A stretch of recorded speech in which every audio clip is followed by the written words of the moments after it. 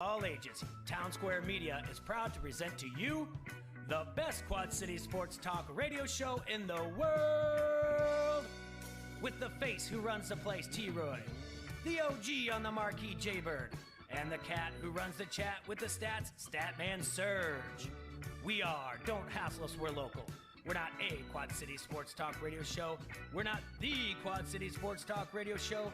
We are your Quad City sports talk radio show.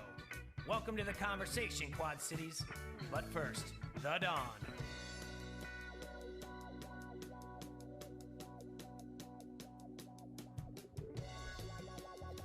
All right, Quad Cities. We are back after just a break from the John Deere Classic. We are in studio. We're live. It's noon. 12th day of the month of July. In 2021, Adrian's in studio with me. Adrian, say hi to everybody. Hello, Hassle World.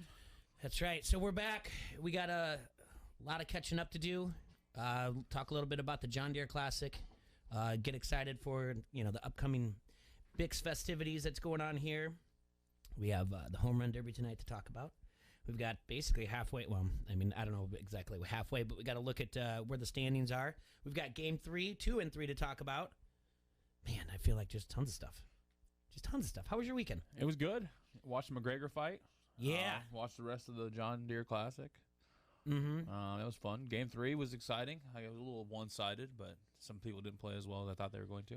Well, we'll talk about that. I mean, I know some people are some of the players of the Suns are a little upset about the lack of free throws on their end. But, all right, let's start off with that McGregor fight because I didn't watch it. So I really don't. I mean, all I know is that originally I'm like, he lost. That's what I was like. Yeah. He lost, and everyone's like, yeah. And then later on, they're like, well, he broke his leg. So is that what happened? Did he break and then he just fell? Yeah, he was standing up with him, kind of missed a punch, came back and put the weight on the leg, and he went down and went floppy. And yeah, how though? How did that happen? It had to have been when he was kicking him, and Poirier was checking his leg and kind of like blocking it, basically, and Poirier said that he felt something earlier in the match that he thinks maybe he broke it then. Yeah. Conor saying no, obviously. Yeah. I think this is it. Is this it for him? What do you mean? No way. He's fighting again. But is it going to be embarrassing? I feel like, how do you come back at that age in a broken ankle? And what more do you have? What more do you need? You got money now. I don't know. You need more money? I mean, everything about it is kind of like, all right, so you have the pre-fight stuff, the weigh-ins, the press conference. He's trying to jaw at him. And even Poirier's like, man, you used to be so good at this. Yeah. Like, he just was like, you used to be good. This was your thing to talk before a fight, and now look at you. Like, you're not even good at that anymore. And that was pretty badass to do, to be honest with you. Like, it's just like when someone's just off the day or whatever else, and you look at them, someone's just being rude, and you're like, you having a bad day? Yeah. And they're like, well, yeah, actually I am. Like, all right, well, don't take it out on me. But yeah. Conor threw a kick at him at the press conference. Or at the weigh-in. And talking about his wife. Totally can tell that you're getting in somebody's head if you're throwing a actual kick at somebody. Yeah. No, it's so, I guess, I mean, there's people out there that love Conor. Friend of the show, Bobby Mack, loves him. I wanted him to win. It's it's good for business. Everybody, like, we showed the fights. It would have been fun. It gets everybody energized when Conor wins because, I feel like most people do like Conor winning. So, who's next though? Doesn't he want to fight Masvidal or whatever else? Doesn't that guy tear him up? I think so, but it isn't. I don't know. It's the thing. He's going to sell tickets, right? Yeah. So and Dana's going to be like, he sells tickets. Yeah. It doesn't matter who he's still in a contract for like 3 more fights, 3 or 4 more fights, I believe. Gotcha. Well, yeah. Again, age is a funny thing, and the rest of the card was pretty good. I couldn't tell you some of the names. I wish I could to talk about it. There was this guy with some braids in his hair, and he really laid it on somebody. My buddy knows his name really well. I should have been listening more to him. Yeah, it's all right. Everyone was just paying attention to Conor anyway. Yeah. That's the whole thing, yeah. So we were just out and about, and I'm like, man, he lost again? Like, all right. No, so the John Deere Classic thing, so we went out Tuesday. We went and made sure our media stuff was out, because, it's fingers crossed last minute we didn't do something right. We're figuring we're not going to get credentialed. Oh, was it Tuesday? We went Tuesday to make sure everything was there. Wednesday, we went out there for the Pro-Am, and then I was out there Thursday, Friday, and I didn't make it back out on Saturday or Sunday. But so we go out there, and it's you're not really like it's not like it's you can go and interview like the players. All right, so originally we wanted to do the show out there, but it didn't work out with tent wise, and then having a producer, we'd have to get credentialed at last minute, and that wasn't going to happen as well. And again, thanks to the PGA, I never in my wildest dreams would I ever think that I got credentialed for a PGA, and then what they do is then you apply to go to an event. So now I have my PGA media credentials. Now I don't think like if I applied to go to the Masters, they'd probably let me, but this one, maybe something around here, if there was stuff up the, in around the Twin Cities or you gotta try at least. Yeah, you can always try.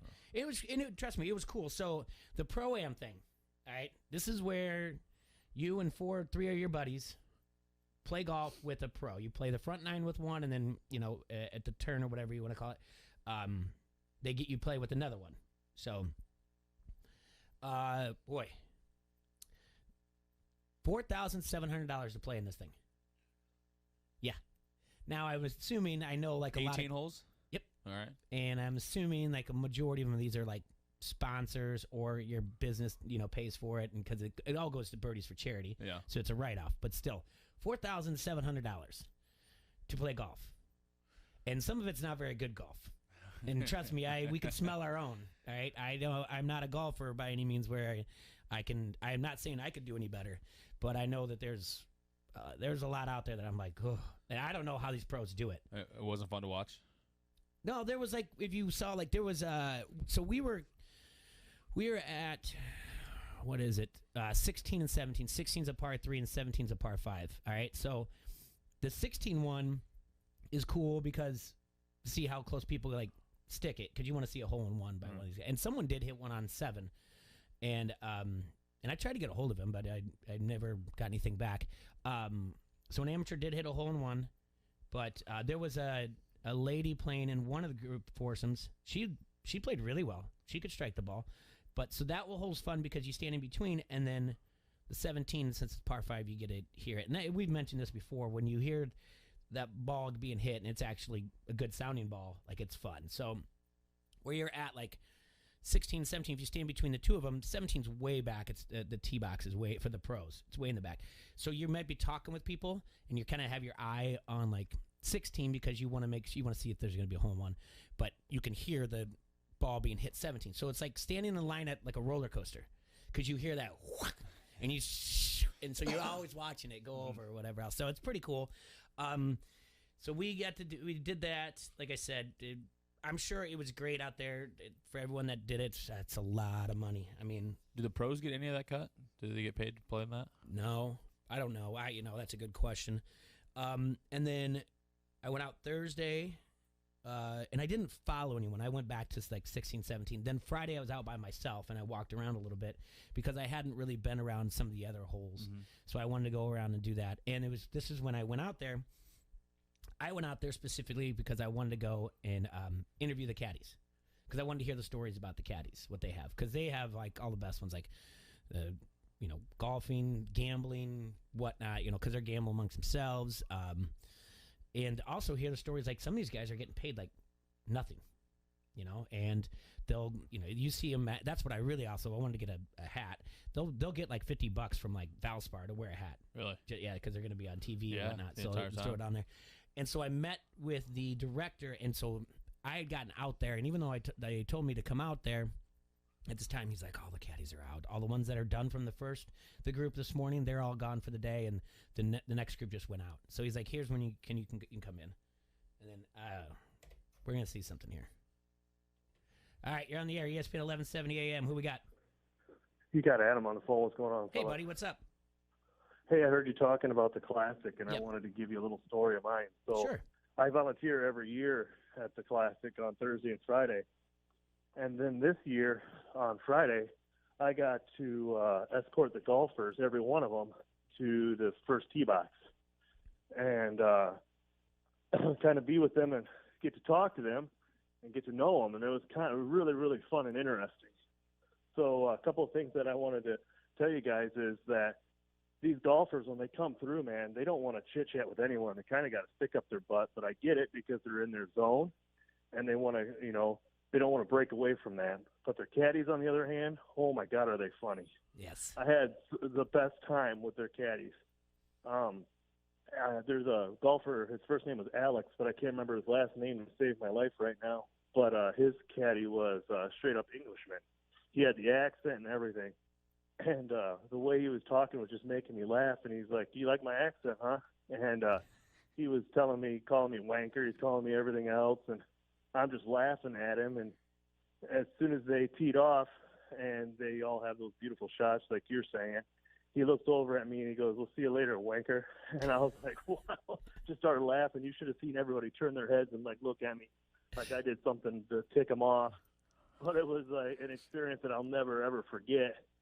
And one last story I want to tell you about that is we were just finishing up, and I was checking out for the day, and I was up by the caddy tent, and Zach Johnson had just finished up, and he was getting ready to go back out and just putt on the putting green, and the guys there were giving him such a hard time about the Classic, saying it was a Steve Stryker Open sponsored by Zach Johnson, and they were also giving him crap about, like, he was the Secretary of State of Silvis, not mayor, because Steve Stryker was the mayor of the town. And, I mean, that was all the golfers just giving him a really hard time. And one guy, I can't remember his name right now, and I apologize because the story's not as good without names, but he went up to Zach and goes, "I can't believe you're only 6 under on Thursday." He goes, "Don't you play here every weekend? Isn't this like your home course?" Just riding him. And, Zach was taking it with it's all in fun, and he just hang his head, and he goes, "Yeah, you guys got me." He's like, "What about Stryker? You got a hold of him yet?" I mean, it was just like sitting at a fantasy draft or something of ours, just listening to him talk. And it was amazing, and I just wanted to share those two stories because,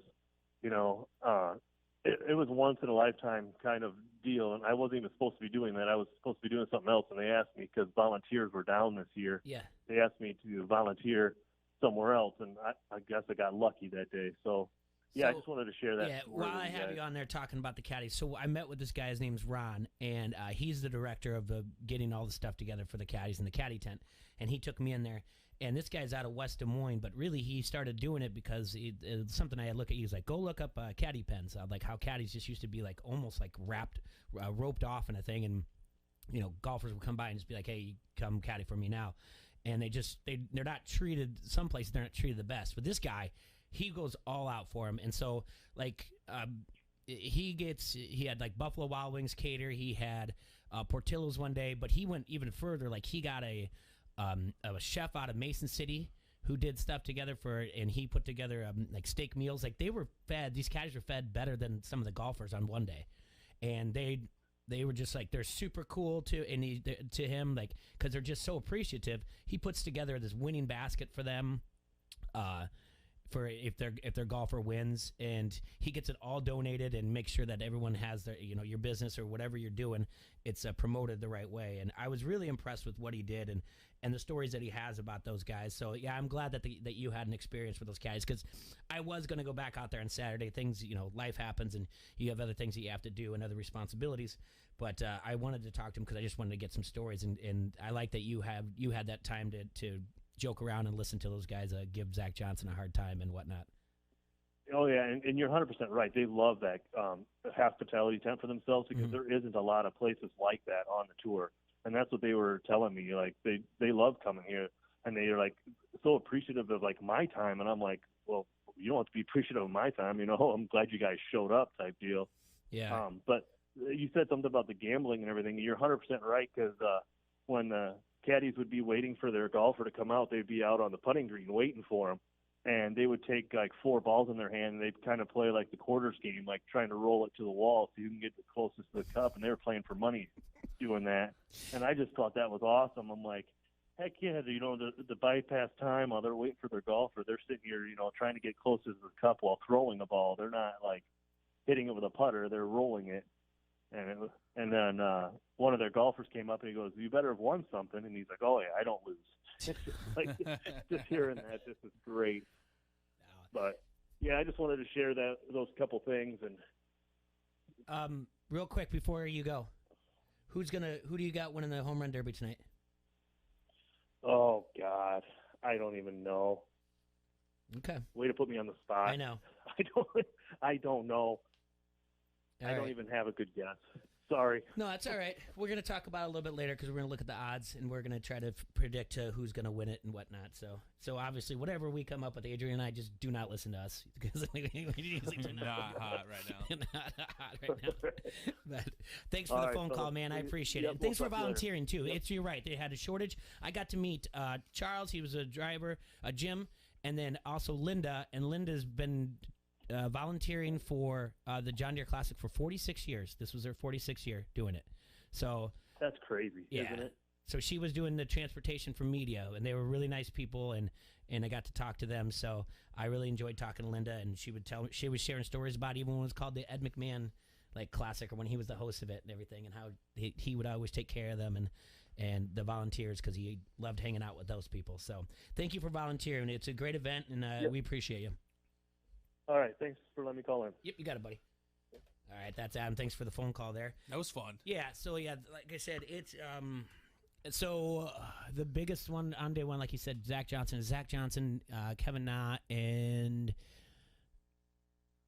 I forget the other one, but that was obviously the biggest group that was followed around. Everyone else is kind of like, and the numbers didn't seem like it was too busy. I wouldn't know. It's only my second time there, but because of regulations, usually on the 18th. On the 18, it's like a double-decker, the hospitality suites. Yeah. And it's just one, and it was all wide open. And luckily, it wasn't too hot. It was hot on Wednesday, but it wasn't hot Thursday, Friday. Bad for the rest of the day. So, but, I mean, I get it. They and I know that John Deere, they were, they're worried about it, about any type of a COVID situation. So, but there wasn't it's not like you went, when you went to the clubhouse to, buy merchandise. It's not like it was one come in, one leave. Yeah. It was. I mean, you could go. Still wear masks? No masks? No, Okay, it was yeah. it was like what you would expect. Yeah. If you're not vaccinated, we suggest that you wear it, but nothing there was. I mean, there was nothing like, hey, do you have your vaccination card or anything like that? Everyone was really nice. Even so, when you go through and you metal detector thing, the whatever county they're in, the sheriff's department's there. And we were on day 2, and the guy's like, "No guns on you, right?" And I'm like, "No, they after yesterday they told me to not bring it back." And he's like, "Yeah, okay." So I mean, everyone's again, they were super cool, and thanks to the volunteers, that's awesome. And I guess it goes to show like he said that the shortage, and I know we're probably right now in a shortage for volunteers for the BICs. So if anyone has the time to do that, I'm sure they could use it. But and you get great stories just like that out of it. You know? I mean, that's it's an well experience worth it too. Yeah, to volunteer for something like that. And then there's. I don't know what level, like he said, he's used to doing it. Linda did hers. She's been doing media transportation for years, but I don't know. They got the person who walks with that stick, and they have what they're shooting right now, and they just walk with the group. I don't know how long I'd like to do that. Yeah, I'd like to rotate that one in and out a little bit. Yeah, I figure eventually. I mean, I know they got a little thing to rest it on there, but eventually your shoulder would get tired of walking like that. You'd have to switch arms. Yeah, I bet you. A couple times down the fairway. Yeah, that's what I think. But I don't know where else. Then there was like I was saying, that hole 17. So when you're golfing in that pro-am, you're not shooting from the pro box, right? The rest of the group's waiting. And 17 is just the pro area is buried back there. And there's one guy back there just waiting. I was like, that's got to be the loneliest one of all. He just sees one guy every group. And I think let's see if there was, how many groups? 52? 52 groups? Yeah, 52 groups. They had that's almost $1 million raised. That's ridiculous. Yeah, 52 groups. So wow. Yeah. How do you even get through that? What do you mean? 52 groups. They were golfing their team off all day long. That's just insane. That's so many. Some went early, some went late in the afternoon. Yeah. They just. Oh, okay, I guess you're right. Yeah, all day. So yeah, it's but again, great event. They did a great job. Places all around there, the parking there. Those the parking when you get close, if you don't want to take the shuttle, it's like $20 a day, but those people are like paying their mortgage for 2 months. Mhm. So it's important to have that event. They look forward to it, not having it last year. And then if it's, the numbers are low, that's going to hurt them as well. So it's good for the community, and great time. The Glover won. It's his first win in over 10 years. Yeah, I think I read that. Yeah, had like 3 birdies to come from behind and win it, and then he won by 2 strokes. Good job. Good What job was the to him. purse on that? Do you know? I do actually have it. Let's see here. Yeah, for the winner, $1,116,000. Nice little day. It's a nice little day. Yeah, Good Sunday. 500 points to FedEx points for that. Yeah, he's let's see, 41 years old. Lucas Glover is. So, yep. And then this is his 4th PGA title in 454 starts at 41 years old, 7 months and 29 days. Well, there you go. Oh, we got a question. Was the Sure. John Deere Classic credit card only like modern woodmen?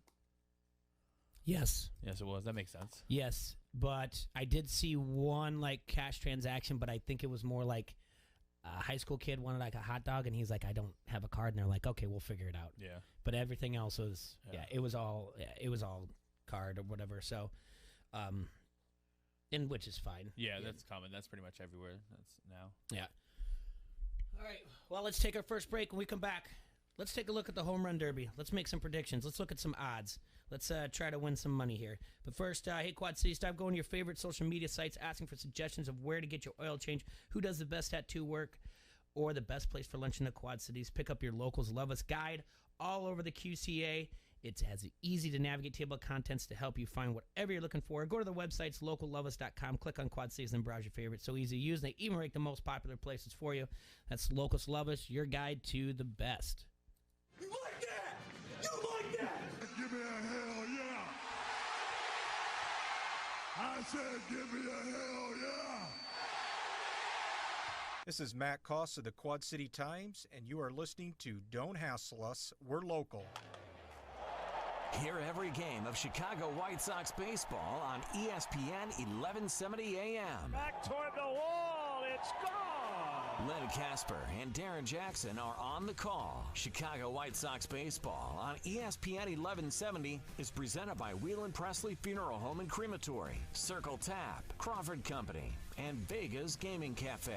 Check ESPN1170am.com for the full White Sox schedule. Men who make life-changing choices today can be more active and live longer. Come on, guys. Admit you're not the man you used to be. And stop living with the symptoms of low testosterone, no energy, brain fog, muscle loss, weight gain, low libido. Limitless Male can fix that. You can get rid of these symptoms with testosterone replacement. Start living your best life today. Schedule your complimentary consult at limitlessmale.com. Insurance accepted. Get in the zone, AutoZone.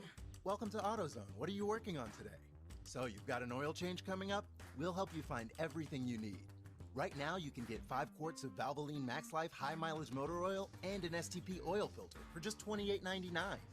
And if you're an AutoZone Rewards member, you'll also get a $5 bonus reward. Get what you need fast and get the job done easier. Get in the zone, AutoZone. Start your job today at AutoZone.com. Restrictions apply. Hey, Jackie, did the Gomez files come in? For Lucy's law firm, finding the perfect Spanish-speaking paralegal feels like an unwinnable case. The case documents are in Spanish. My Espanol is too rusty for this. Indeed can help her hire great people fast. I need Indeed. Indeed you do. With Indeed Instant Match, we immediately show you quality candidates whose resumes on Indeed meet your sponsored job description. Visit Indeed.com/credit and get $75 towards your first sponsored job. Terms and conditions apply. AJ here, get your t-shirts here, sweatshirts or polos here, GT Sports here, new owners, new items. I'm AJ at GT Sports, the best damn apparel shop in the Quad Cities with custom apparel, backpacks, uniforms, drinkware, hats, and much more. We are the embroidery and screen printing champions you can count on. GT Sports has it and is ready to serve you. Just down from Helium and Eldridge or find us online at GT Sportswear. GT Sports here. Get your t-shirts here, sweatshirts or polos here. GT Sports here. Draft Day Sports Lounge has everything you need to enjoy all the sports action. Over 50 beer options to choose from, great food, sports betting, and a fantastic atmosphere for you and your friends to escape to. They're always adding to the menu to make sure there's the perfect option for everyone. So come visit Draft Day Sports Lounge inside Rhythm City Casino. And if you want to plan ahead, the full menu is at rhythmcitycasino.com. I'm Ryan Radke with NFL Network Now on the Westwood One Radio Network. Aaron Rodgers has a major decision looming. Whether he'll play for the Packers or at all in 2021 has been the question of the offseason. While golfing at the American Century Championship in Lake Tahoe this weekend, the reigning league MVP finally revealed he'll have an answer soon.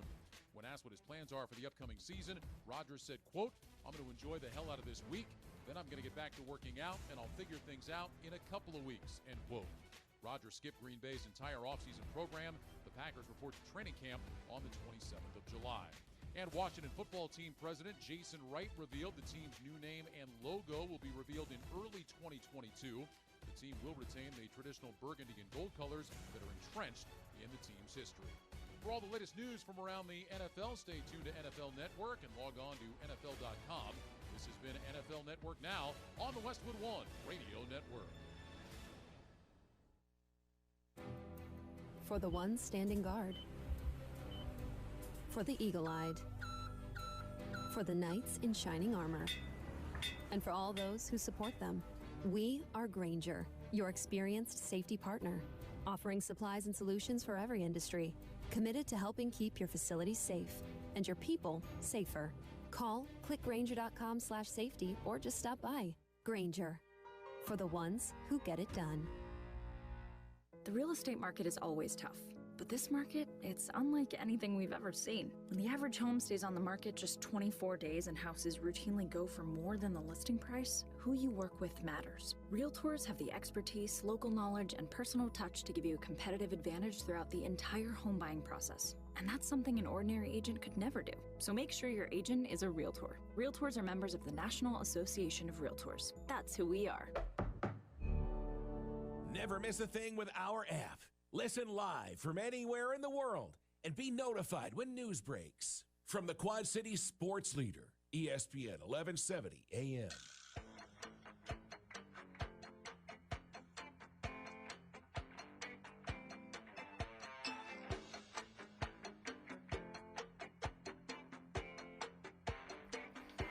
All right. You're listening to ESPN 1170 AM. Don't hassle us, we're local. We are back in studio. Adrian's with me. We're live. We're in the middle of the NBA Finals. Last night, Milwaukee finally got a W. Phoenix leads the series 2-1. The Greek Freak went off for a double-double.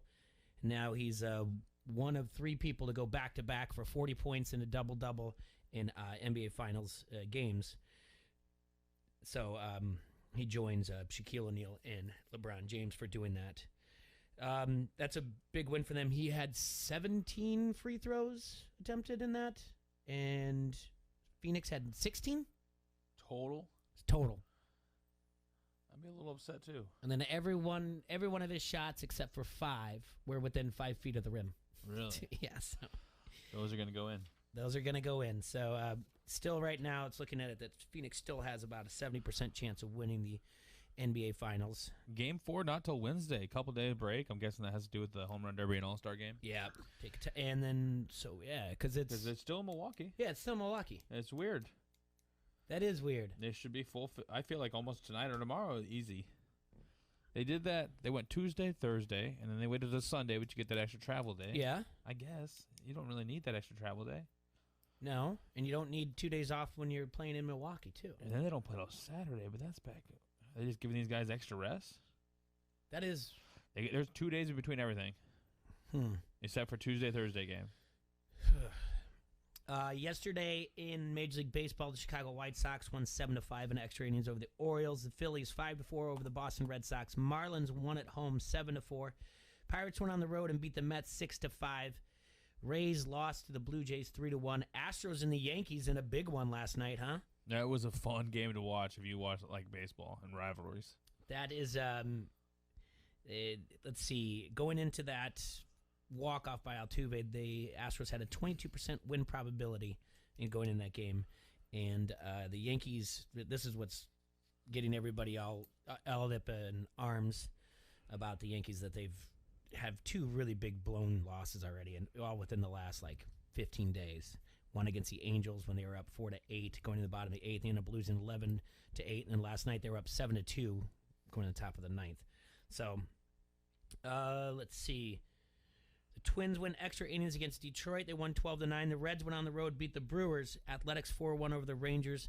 The Giants 3-1 over the Nationals. The Dodgers 7-4 over the Diamondbacks. Rockies go to San Diego, beat the Padres 3-1, and the Angels 7-1 over the Mariners. What was the Dodgers score? The Dodgers, it was Dodgers and Diamondbacks. Was that last night? Yeah, 7-4. 7-4. Mm-hmm. Oh, they won 22-1. I thought maybe that was Saturday. My fault. They the standings right now. The AL East, the Red Sox have a 1.5 game lead over the Rays. In the Central, the White Sox 8 games over the Cleveland.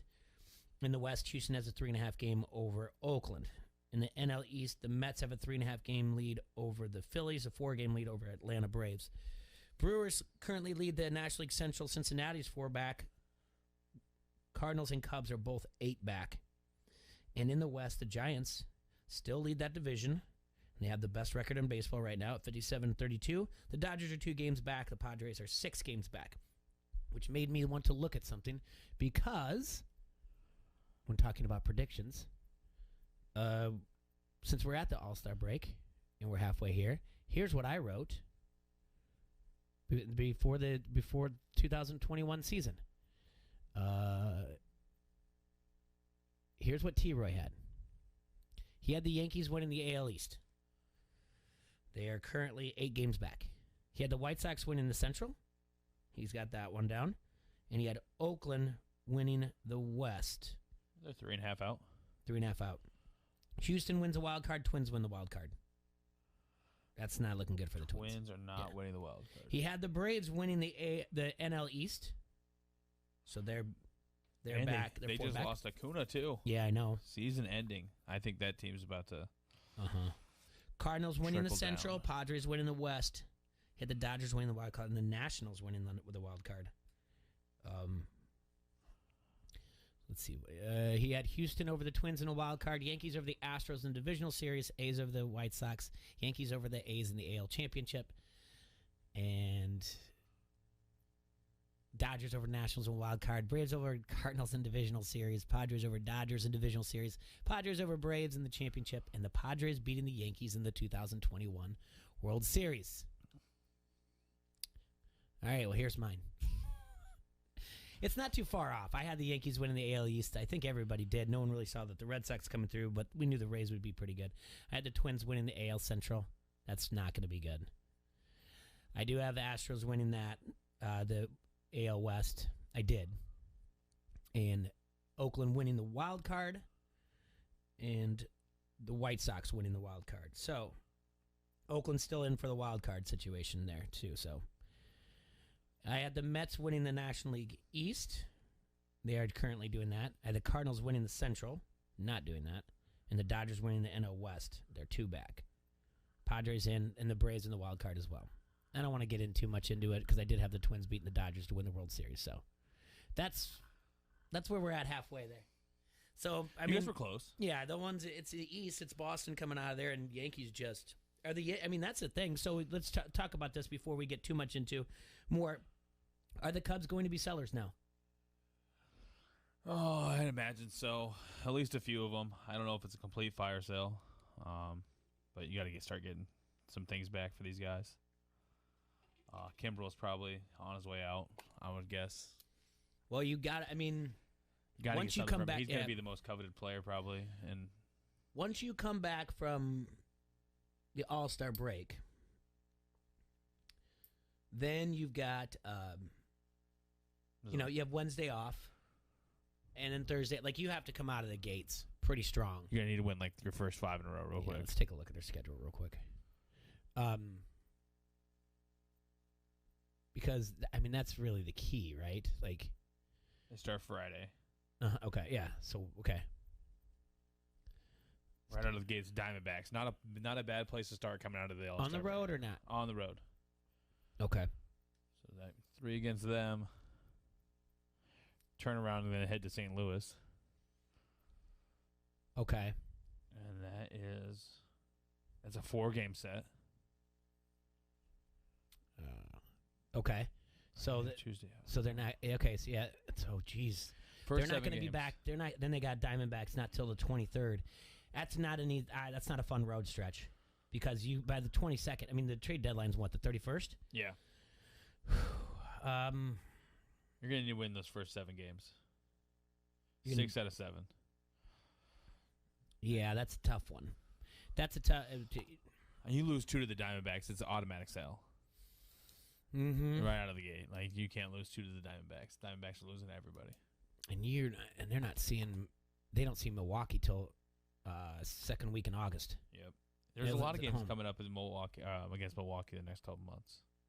But it's after the trade deadline. If it's after the trade deadline. You made your decision what you're going to do. I don't know. Well, I haven't heard too much about who's sniffing around there for the Cubs or what's going on. But they had the 2021 MLB draft happened yesterday as well. Henry Davis was the number 1 overall pick. He came out of Louisville. He's a catcher. He went to the Pirates. Jack Leiter, pitcher from Vanderbilt, went to the Rangers. And then a lot of shortstops went off, mainly pitching though. But then let's see, 1, 2, 3, 5 of the top 10 were all pitchers, and 2 of the Vanderbilt pitchers went in the top 10. Just not a lot of hype over it. Yeah. I mean, they tried. They really did yesterday, and I threw it on in the background. But it's just why not is that the the same. one draft? Is that just there's too many players? Yeah, but they've shortened it down. Yeah. It's just because you're not going to see him for 5 years. Yeah. That's the thing. It's like, okay. It's one is of the, that catcher? Is he somebody that they plan on? Do you know anything about him? Is he somebody they plan on maybe to move into the outfield? I know not a lot of top overall picks stay at catching. Probably. Yeah. They're probably going to make him a corner or whatever else. Well, the home run derby is tonight. Hitting dingers. Now, this is. I mean, I'm not going out on a stretch here that this Major League Baseball has the best of all the All-Star festivities. I think it probably goes. Major League Baseball has the best All-Star. Then the NBA. Yeah. I don't even know what they do in the NHL. But it's got to be better than what they do in the NFL. It's 100 times better than what happens in the NFL. Yeah. Like I think they play 3-on-3 and stuff. I think they do something like that. They do something cool. I think they have like a shots challenge or whatever else, like a skill thing. Mm-hmm. That's. I mean, maybe I should get into that to but. And I think they try with the Pro Bowl now, where they have targets to throw at, and they're competing against different things. Well, if they do, they're not doing a good job with it. Because I want to see. That's what I want to see. I want to remember they used to have those like competitions on like CBS, and these targets would be moving, and the ball would be dipped and like paint, and then you had to hit the target, and you got so many points for doing that. They do that now, but like they throw through. It's like a paper with an X on it, and you throw it through the hoop basically. Okay. And they do, but it's just they don't. It's not a fun weekend, you know. Like the Pro Bowl already is not good every year. So no matter what they do, they put other people in charge. They do a draft. I don't know. They could do a lot better. All right, so the odds are out on the home run derby. On the home run derby. So should we say who we like first, or should we look at the odds first? Well, Ohtani is the favorite. Okay. Well, he's got the most home runs, right? That's got to be your favorite. Yeah, Ohtani's the favorite. Vlad second. Vlad's not in it. Oh, Vladimir Guerrero Jr. is not in it? No, he decided not to do it. No, why? I did not know that. Yeah. Ohtani's at plus 250. Gallo is at plus 450. Pete Alonso, the defending champion. There was not one last year. So the 2019 guy, and he beat Vlad in the finals that year. Yep. He's plus 500. Then Matt Olson at plus 700. Is he the replacement from Vlad? I don't know. Trevor Story's at plus 850. You always like to see the home. Yeah, we're going to talk about that. Salvador Perez is at plus 800. Salvador Perez. Yeah. Hitting dingers. Yep, Juan Soto is at plus 900. And Trey Mancini is plus 1,200. But that's not how the seeding goes. All right? Actually, Ohtani is the 1 seed.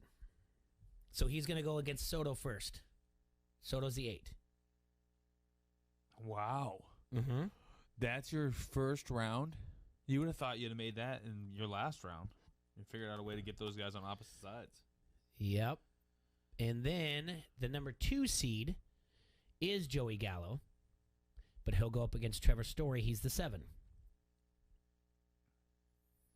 The 3 seed is Matt Olson. He's going against Trey Mancini.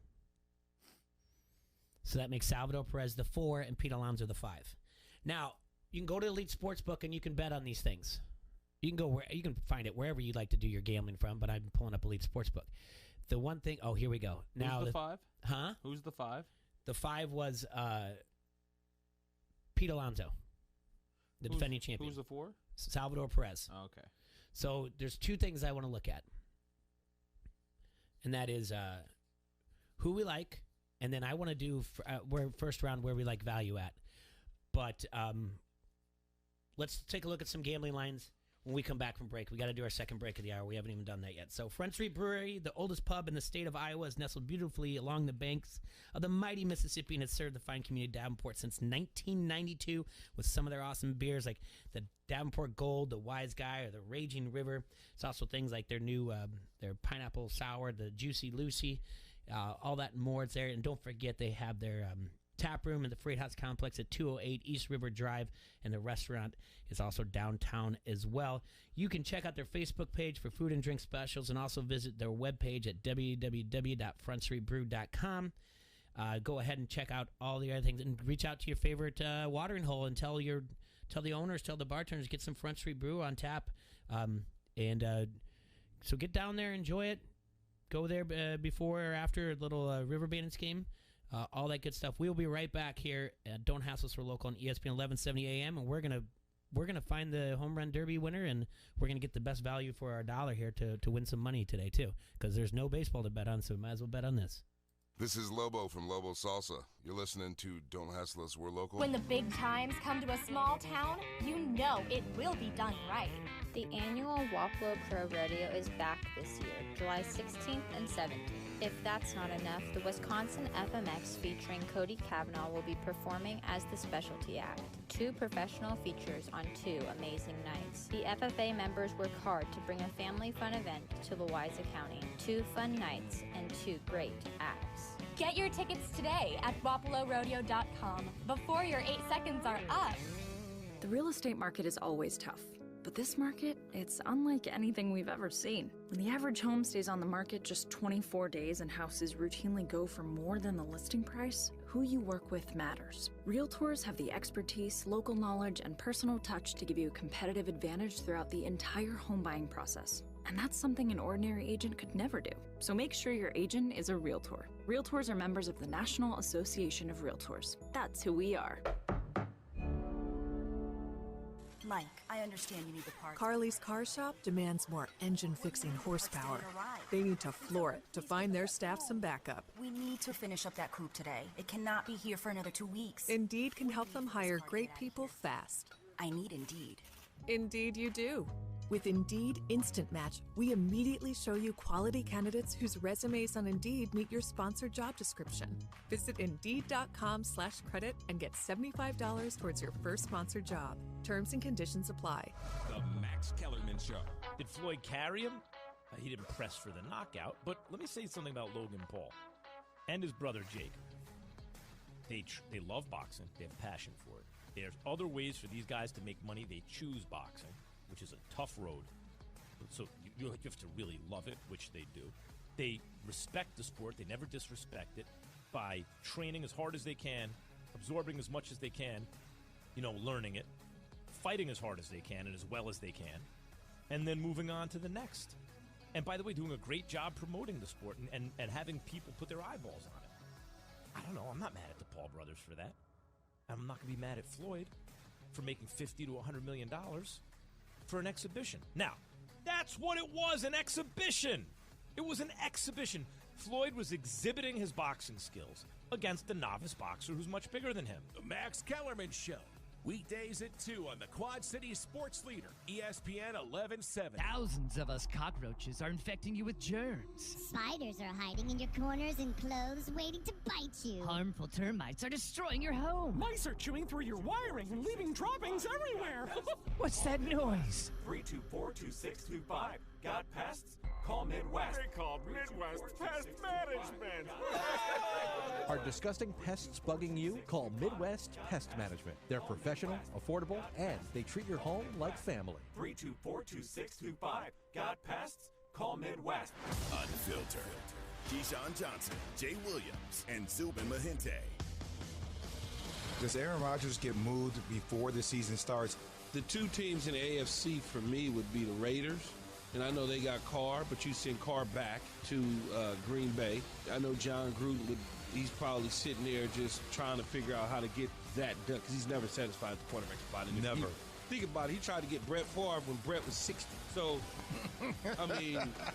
But if you think about it, though, as far as location goes for Aaron Rodgers, He was Vegas. Vegas West would be, Vegas would be optimal. Obviously, Bay Area, where that would have really been. That's why he was better really for pushing. him. Yeah. He was really pushing for that San Francisco opportunity because they had a winning team. And the Raiders, maybe he is a guy who can kick them over the top. But those are the two teams in the AFC that make sense. Keyshawn, Jay Will, and Zubin. Mornings on the Quad City Sports Leader, ESPN 1170. Hey, Sarah, how's business? It's going well. Our clients love our work. I just wish that we could figure out how to grow faster. I hear you. Is it slow for everyone in your industry right now? Actually, no. I see competitors all over who seem to be very busy, even though I know my work is better than theirs. I just wish I knew how they were finding new customers. If I could do it too, I know I could beat them. I had that same challenge until I signed up with Town Square. Now my website is on page 1 of Google, and I'm getting leads every day. Town Square? Was it expensive?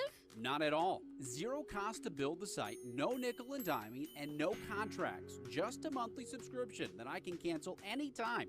It's awesome. Go to mylocalcustomers.com for a free competitive analysis that will show you how the most successful businesses grow and how you can do it too with no risk. Be one of the first to sign up and you'll receive $500 in free advertising on this station. Visit mylocalcustomers.com. That's mylocalcustomers.com. Hey, this is Len Casper. Get every White Sox game right here with Darren Jackson and me, the Quad City Sports Leader, ESPN 1170.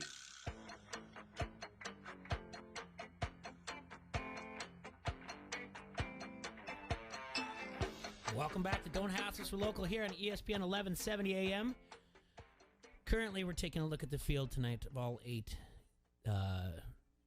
Major League Baseball players that are going to be participating in the Home Run Derby. Now, at Elite Sportsbook, you can also gamble on advancing next round. So when you're going against the players, it's already handicapped for you. That's what I want to look at because we need to figure out, one, who we think is going to win the Home Run Derby and why, and so where the value is.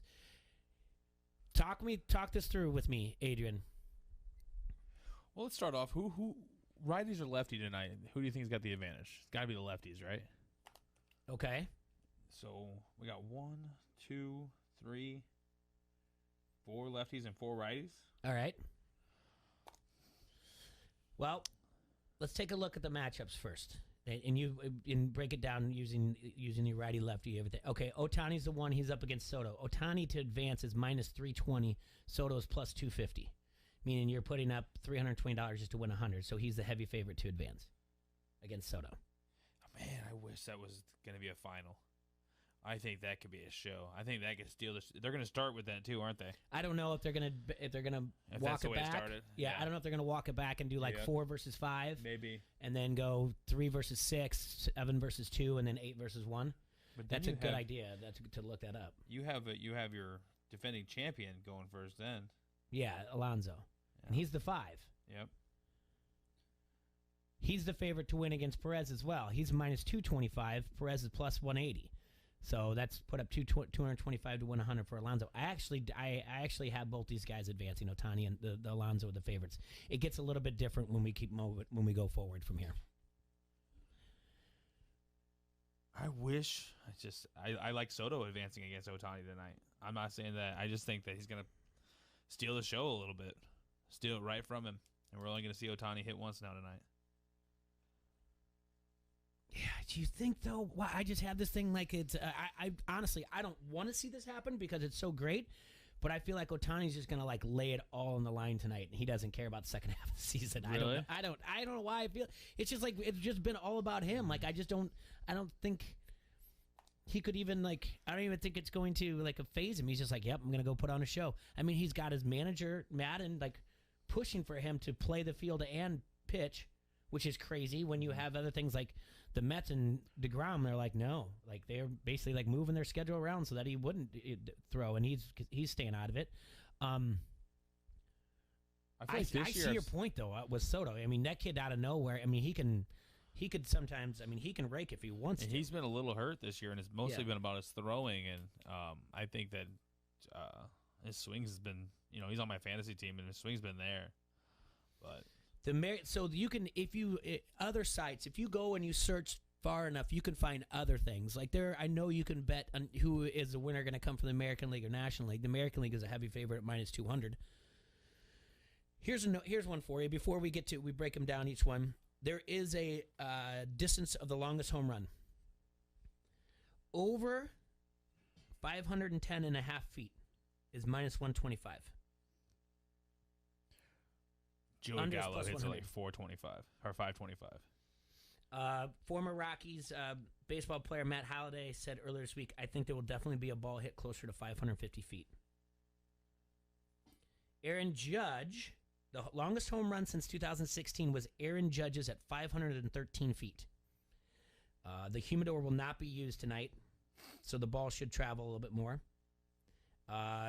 Temperatures get supposed to be in the low 90s and roughly 5 to 10 miles an hour when blowing out to right.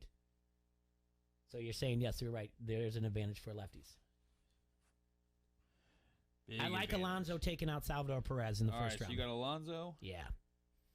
And you got Ohtani? Yeah.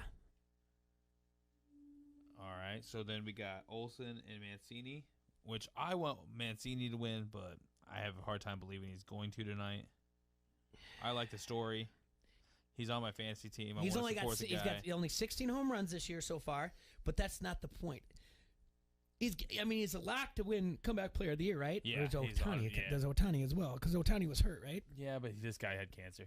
He did have cancer. Yeah, you're gonna win that every time. We're pulling for Mancini. I'm saying he pulls it off. You think he pulls it off? Yeah, yeah. I like all the lefties. I like all the lefties a lot. I like Olsen and Gallo. Olsen and Gallo being the Rangers and the Athletics. I like Trevor Story. You like Story too? Come on, he's got to. I mean, he's a hometown dude. I just feel like this is where these guys would shine. If you put Matt Olsen and Joey Gallo in a home run derby, they're not getting beat by Trevor Story and Trey Mancini. Like, these guys hit mile shots and then strike out every time. And then hit a mile shot and then strike out again. Well, I might add here on this. I would see here, just in the past. No. Bryce Harper won it when he was at the Nationals. Mm-hmm. He won the home run derby then. Let's see. Looking for Todd hometown Frazier. winners. Yep, Todd Frazier won it in 2015 when he was at Cincinnati. Let's see. It's not as often as you would think, though. I'm going back to that. Then You might be the only person that thinks Trevor Story has a chance tonight. He knows the field. Does he? Yeah. They all know the field. Huh? They play baseball. They all know the field. That's true. That's a good point. And I feel like the righty matchup, Do you think anybody thought that? Do you think anyone thought Ryan Sandberg was going to win it in 1990 when it was at Wrigley Field? When it was at Wrigley Field. That was in 1990. I'm just saying. There's not a lot of times where the Ryan hometown Sandberg person hit home runs into the basket every single time while he's beating, like, who'd he beat? That is a great question.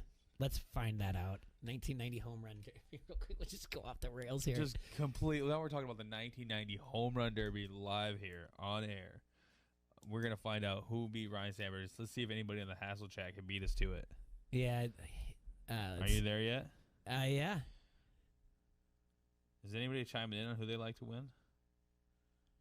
Okay, hold on a second. Let me get this thing here. Was it another? It was like a Mickey Morandini or something like that. No, I wish it was. All right. The worst. It's considered the worst home run derby ever. And it was at Wrigley. Yeah.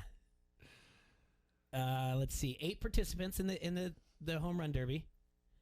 All right, Ryan Sandberg, Matt Williams, Bobby Bonilla, Darryl Strawberry for the National League, Jose Canseco, Mark McGuire, Cecil Fielder, Ken Griffey Jr. Why was it the worst ever? Those are some big names. Those 8 players combined to hit 291 home runs during the 1990 regular season. Fielder hit 51 in that season. Those 8 players combined for 5 home runs. 3 of them by Nobody can Sandberg. hit them. No one was hit the him. wind just blowing in? I don't know. Sandberg hit 3 of them. Yeah, so this says the day before the Derby, Sunday, July 8th, it was hot and humid with temperatures in the 90s and strong southwest winds. And the Derby, because the next day, though, from Sunday into Monday, a cold front came in crashing through. The temperatures dropped in the low 70s, well below for that time of year, and strong winds blowing in from the north. I got to find that clip. I got to watch that. It's I can send you the link. It's right here, yeah. There was 5 home runs hitting that. He hit 3 of them. 5 home runs left. So They all went in the basket. There goes my Trevor Story theory that he's going to pull it off. Huh. Well, all right. Oh, man. But at plus 180, plus 150, it's not that good. And Trey Mancini at plus 180. I don't know. Well, somebody's got to be the upset here.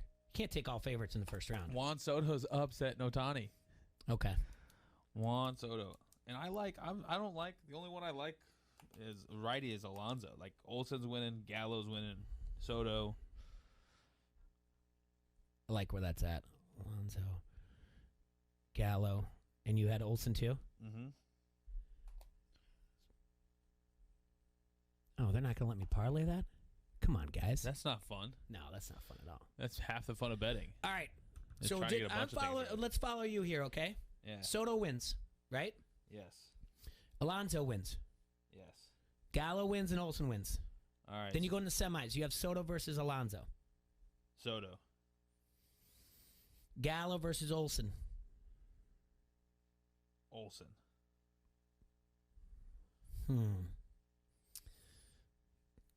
Soto wins as the 8 seed. Soto wins as the 8 seed. You heard it here first. All right, so that's and He's is gonna get smoked by Ohtani later, and I'm just gonna be like, plus I know 900. nothing. So I know nothing. Yeah, plus 900. Put up 100 to win $900. That's not bad. That's worth it. And then, yeah, that's actually worth it. I like that. Let's see where we're at over here. But you're gonna put $100 on this? No, no. I'll be lucky if I put $10 on this. It's a home run derby. I mean, I have, what do I know? I mean, I have no clue. Like what's I just think it's fun. Like I said, this is and that someone on the chat said that the NHL has a really good All-Star, which is, I mean, that's great. But yeah, the best bang ever. The bunch belongs to Matt Olson, followed by Soto, then Ohtani. Erickson said, thoughts, being the derbies at Coors Field and the ball flies out of the stadium, may want to grab the best contact hitter because it won't require a lot of power to get the ball out. And like I said, the humidor is not going to be, they're not using those balls. So, yeah, I mean, I love the All-Star game. I love the home run derby. I will be glued to watching it tonight. Yep. I don't think I don't know if it's true. I don't think Chris Berman calls it anymore. That was a little bit too much when he would do that back. You know, a lot of backs. And the one thing also I like about the home run derby, whether it's your thing or not, like they do make changes and they have formats where like you got like 10 outs and everything. Now they're doing that the bracket style, and they used to have that gold ball thing where like if you hit a home run on it, then like 21st Century would donate money. Yeah. So and there's gonna be a lot of that going on tonight. I'm sure there's gonna be a lot of gold balls and if you hit 5 or 10, then the next ones are bonus balls. Yep. So yeah, but that's the fun part about it. Now that we've thrown gambling into the mix, that we can get into it after. But I want to close that out because it would have been nice to parlay all those guys to advance, whatever else. But why are you so big on Soto? He's on my fantasy team. Okay, gotcha. I don't know why I'm not big on Olsen. Maybe it's because it's that West Coast thing. Yeah, you don't know those But guys. I feel like Pete Alonso really wants to repeat. Yeah, I get you there. Take a year off. That. Yeah. I like Soto a lot. I feel like this is the first time he's been fully healthy all year. I think he's going to have a tear in the second half, not only because he's on my fantasy team, but I think if him and Schwarber can get hot, that division's still up for grabs. And I think that Washington might come out with that division, you know? No, I'm with you. I think T-Ray actually picked Soto to win MVP this year for the National League. Did he? Yeah. So, like I said, it's going to be a lot of fun to get after it. Let me see if the order has come up yet or not. But I have no idea how they figure that out. Just as much, I know we've got the batting, the All-Star team, the lineups and everything else, but I don't have anything much more other than that. Let's see. Was Vladimir Guerrero a part of it at one point? He just said he wasn't going to do it. Oh, they really? wanted him to do it, yeah, and he was just like, I'm out. He was a part of it the entire time. No, he was out, and then How many of these guys are actual All-Stars? Just, 3, 2? For the guys that are... Yeah. All right, I understand what you're saying. So the guys that are on the teams? Ohtani, Perez, and Alonso, maybe? Okay, here's your starters for the National League. First base will be Freddie Freeman. Second base, Adam Frazier. Shortstop, Fernando Tatis. Third base, Nolan Arenado. Catcher, Buster Posey. Acuna's out because he just got hurt. Yep. And Castellanos for the Reds is there, and Jesse Winker of the Reds. I'm surprised neither one of those guys got into the home run. I do not want to see them. JT Realmuto. I'm sorry, these are the reserves. Let's see if any of these guys that we just mentioned are on the reserves. Soto's on the reserves. Soto is on. He did make the reserves, huh? Yeah. Was he the fill-in for? No. Only Mookie Betts as a reserve is not playing. No, he got Turner as a replacement and Yadier Molina as a replacement. All the other ones he just got in as a reserve, and then pitchers are no one wants to pitch in this thing. Nobody. Okay, at first base for the American League, Vladimir Guerrero Jr. Second base, Marcus Semien. Shortstop, Xander Bogaerts.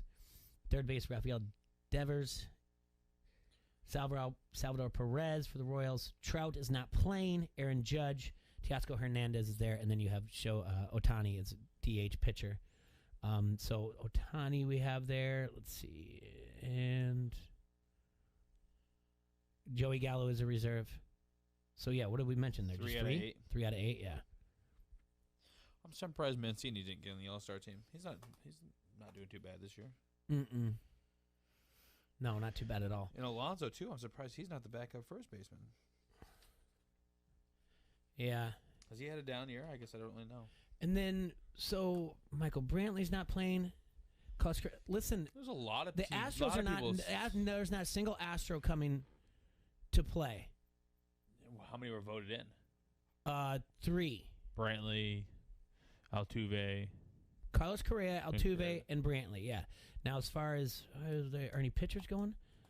I know some Ryan people. Presley's not playing either. So, but I guess, I know, because Major League always tries to make sure that every team is represented. Yeah. But if they can't get anybody because they don't want to come play, or they're injured or whatever else, they can't much do anything about it. Now, I see a lot of people are sitting out. Is a lot of people sitting out because the fact that they moved it from Atlanta? You think that has anything to do with it? I don't think so. I feel like it's been more this year, a lot of people sitting out than I've ever seen in the past. Well, a lot of times they just want that. They want the break. Yeah. You're getting that Monday through Thursday, the break like off. You're not going to go take swings anyway. Huh? You act like you're not probably going to go take swings somewhere anyway. I know. But maybe it's just the whole attitude. I don't know why you wouldn't want to be a part of it, but That'd be a blast. Oh yeah, so I went to the one that was in Target Field. I went to the All-Star game there, and that was awesome. That's like that's if you're a baseball fan, that's one of those things like it was like being a kid, but only you got to drink beer. Like, you know what I'm saying? Like, because I was of age or whatever else. So it was a great time. But I guess if you've done it over and over again, you don't really. Is Chris Bryant playing? Does it say on there if he's sitting out or not? You know what? Let's go to the National League reserves. I feel like he'd be somebody. Yeah, he's there. He's playing. Yeah. Yeah. He's got to play. He's there, and Kimbrel. Okay. Those are the 2 Cubs. Well, it'd be a nice little showcase for him, I guess, a little bit. Yeah, there you go. I don't think they did. Start marketing yourself. Yeah, they don't do it like the NBA does, though. They don't start warming up to another player and then like, hey, buddy, you want to come to New York?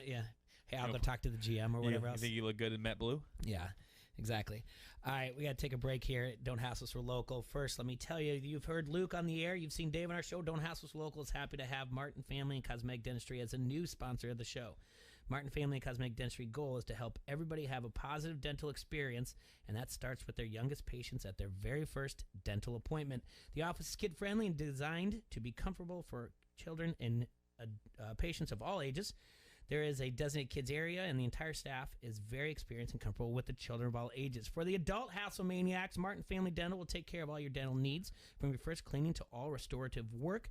They have a relaxed atmosphere to help you be as comfortable as possible at a place you'd like to visit. Check out their webpage at martinfamilydds.com and visit their before and after photos for whitening, and also read the testimonials from very satisfied patients. Call Martin Family and Cosmetic Dentistry today at 563-355-6626 to set up an appointment. We'll be right back here at ESPN 1170 AM. Don't Hassle Us, we're local. This is Julian Vandervelde, and you are listening to Don't Hassle Us, We're Local. Men who make life-changing choices today can be more active and live longer. Come on, guys. Admit you're not the man you used to be. And stop living with the symptoms of low testosterone, no energy, brain fog, muscle loss, weight gain, low libido. Limitless Male can fix that. You can get rid of these symptoms with testosterone replacement. Start living your best life today. Schedule your complimentary consult at limitlessmale.com. Insurance accepted. Tyson Fresh Meats in Joslin wants you to join their team. If you're a motivated individual, this career is for you.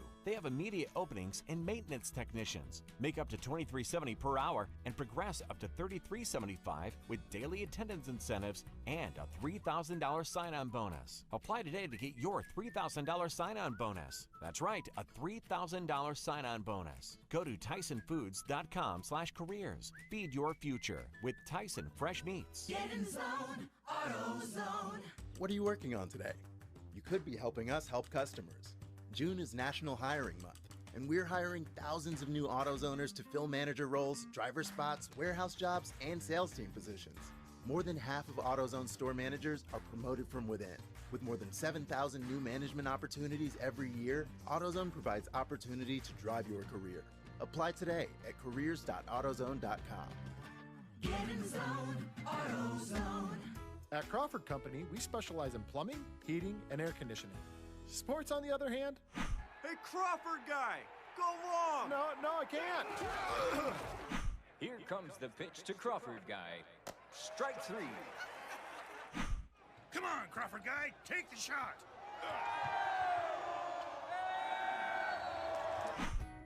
Sports may not be our specialty, but home comfort is. Crawford Company, plumbing and drain cleaning, heating and air conditioning. Hey, Sarah, how's business? It's going well. Our clients love our work. I just wish that we could figure out how to grow faster. I hear you. Is it slow for everyone in your industry right now? Actually, no. I see competitors all over who seem to be very busy, even though I know my work is better than theirs. I just wish I knew how they were finding new customers. If I could do it too, I know I could beat them. Growing a business in the Quad Cities is challenging, and figuring out where to start is the hardest part. If your business does great work but just needs help finding more customers, then Town Square can help. Go to mylocalcustomers.com for a free competitive analysis that'll show you how the most successful businesses in the Quad Cities grow and how you can do it too. These strategies are simple, and we can show you how to apply them to your business. Be one of the first businesses to sign up, and you'll receive $500 in free advertising on this radio station. Visit mylocalcustomers.com. That's mylocalcustomers.com. I'm Ryan Radke with NFL Network Now on the Westwood One Radio Network. Aaron Rodgers has a major decision looming. Whether he'll play for the Packers or at all in 2021 has been the question of the offseason. While golfing at the American Century Championship in Lake Tahoe this weekend, the reigning league MVP finally revealed he'll have an answer soon. When asked what his plans are for the upcoming season, Rodgers said, quote, "I'm going to enjoy the hell out of this week. Then I'm going to get back to working out, and I'll figure things out in a couple of weeks," end quote. Rodgers skipped Green Bay's entire offseason program. The Packers report to training camp on the 27th of July. And Washington football team president Jason Wright revealed the team's new name and logo will be revealed in early 2022. The team will retain the traditional burgundy and gold colors that are entrenched in the team's history. For all the latest news from around the NFL, stay tuned to NFL Network and log on to NFL.com. This has been NFL Network Now on the Westwood One Radio Network. For the ones standing guard. For the eagle-eyed. For the knights in shining armor. And for all those who support them. We are Grainger, your experienced safety partner, offering supplies and solutions for every industry, committed to helping keep your facilities safe and your people safer. Call, click Grainger.com/safety, or just stop by. Grainger, for the ones who get it done.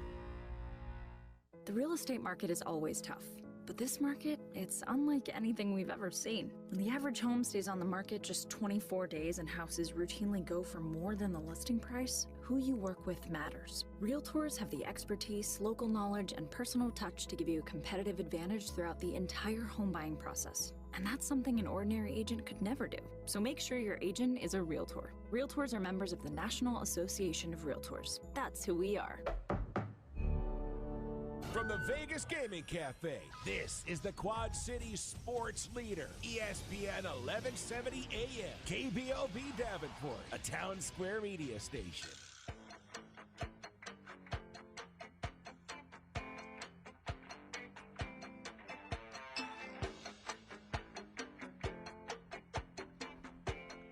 You're listening to Don't Hassle Us for Local here on ESPN 1170 AM. In studio with me is Adrian. Just got done taking a look at the Home Run Derby, and that's going to be happening tonight at 7 o'clock on ESPN, and who we like there. But there are other stories to talk about something, because we were off last week because we were doing a lot of the John Deere Classic stuff.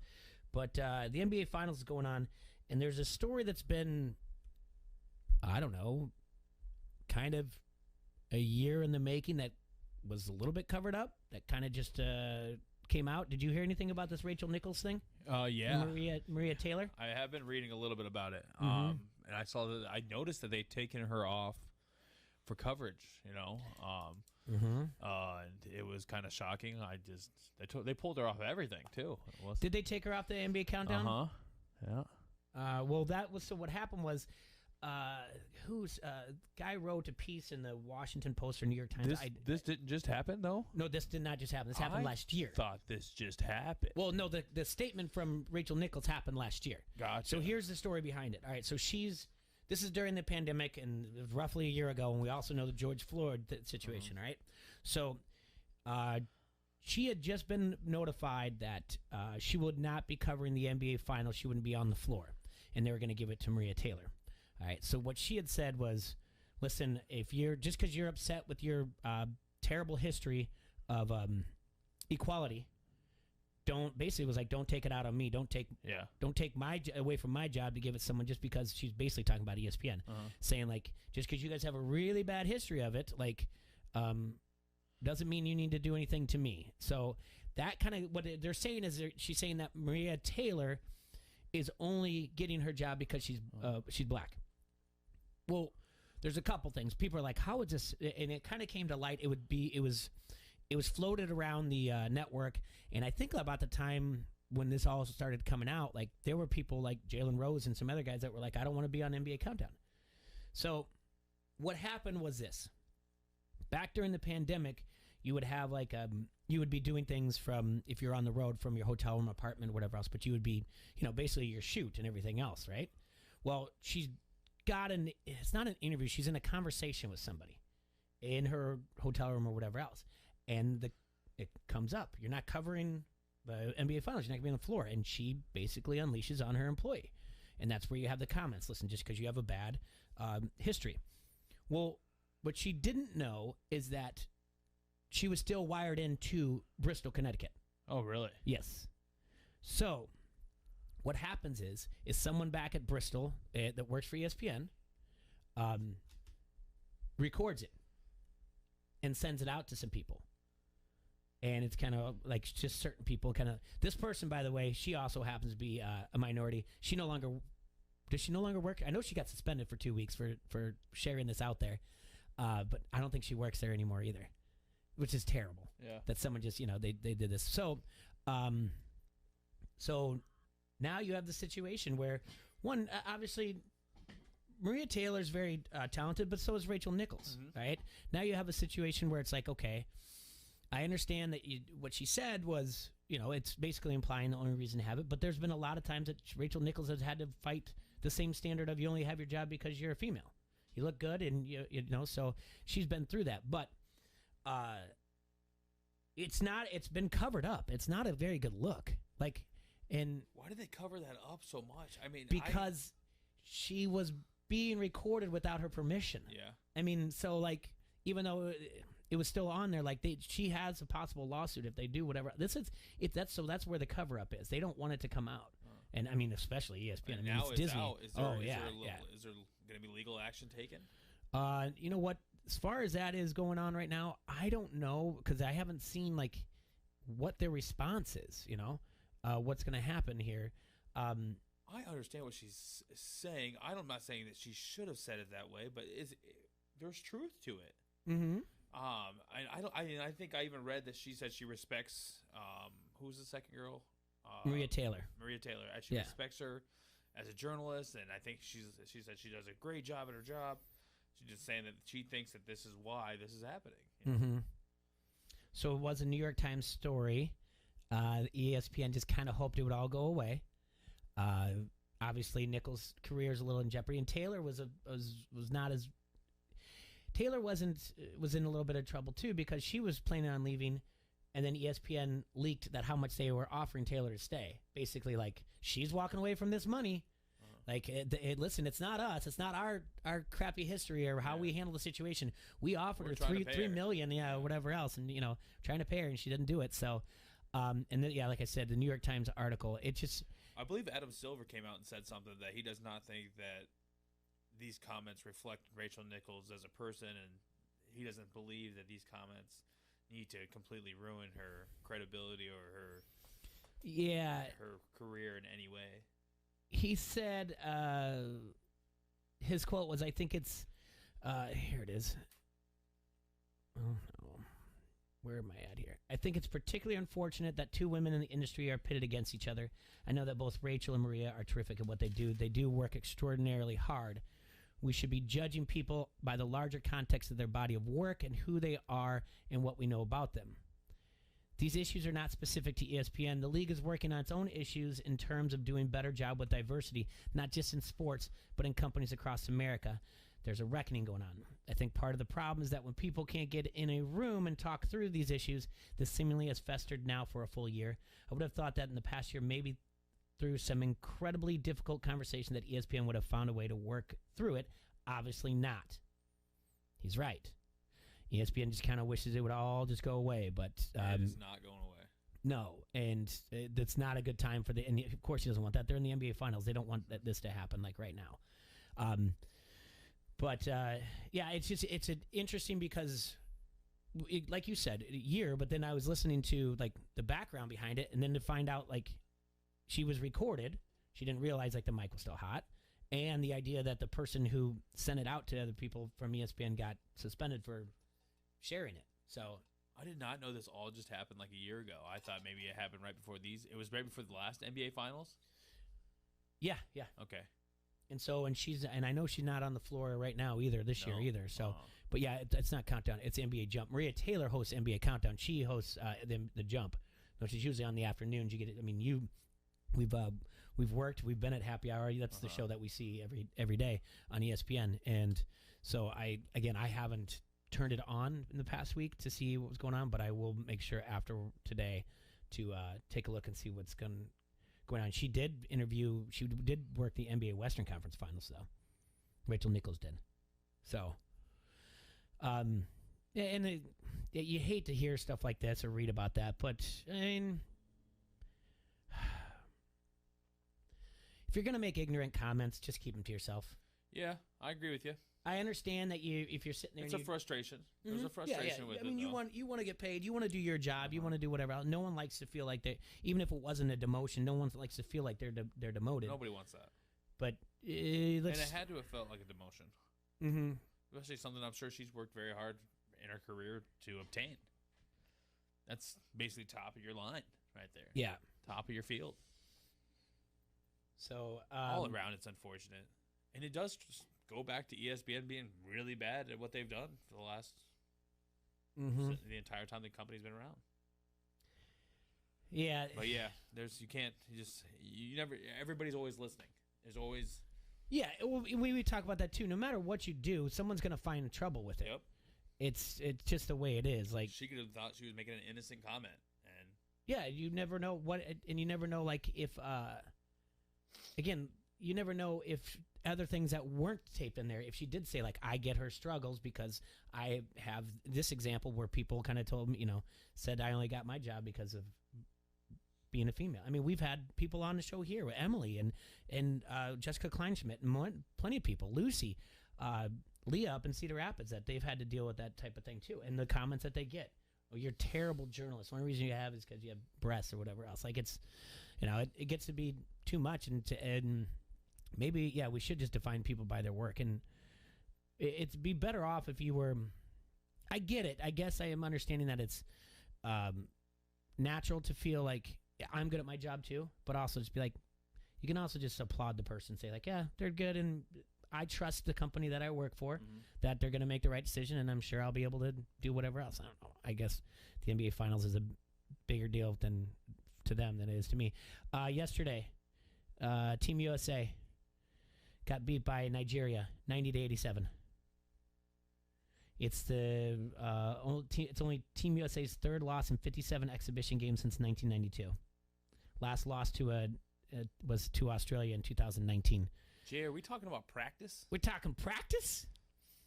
The last the previous time these guys played, Nigeria and the United States, it was an 83-point and a 43-point blowout wins for Team USA. So you don't think this is a problem? This is not a problem. Yeah? No. I don't believe it's a problem. I don't believe they won. That's crazy. I know I watched it, and Did you see the Kevin Durant memes? No. He's already got him in a Nigeria uniform. Oh, really? he's already flipped over. He's got to win, man. That's fantastic. No, that happened quick. It's he did get rejected.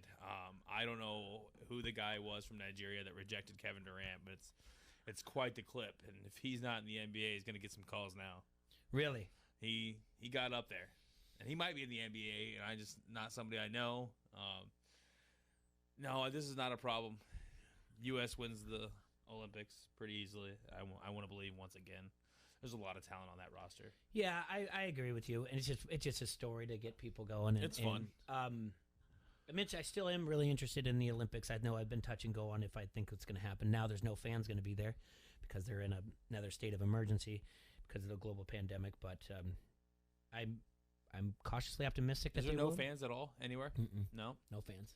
It went from only 5,000 or 10,000 or something like that, and no cheering, no whatever else, to now it's like nope. Is this because of the Delta? Yep, because their rates are going up, and I don't know. The weird thing is how this is going to cross over in political. Like, there's speculation that the Prime Minister of Japan will not be reelected because the Japanese people are upset that he's still bringing these people in, and that's why he's kind of shutting down the fans. Cause, really? Yeah, they don't want people traveling into their country. Yeah, I guess you're right. What's going to happen if they all start getting stuck over there? I don't know. It's a great question. All right. We talked about this at the beginning of the show. The Major League Baseball draft, the second round's going on right now. Just take a look in this century alone of number one overalls. The list is pretty good of what they've gone overall.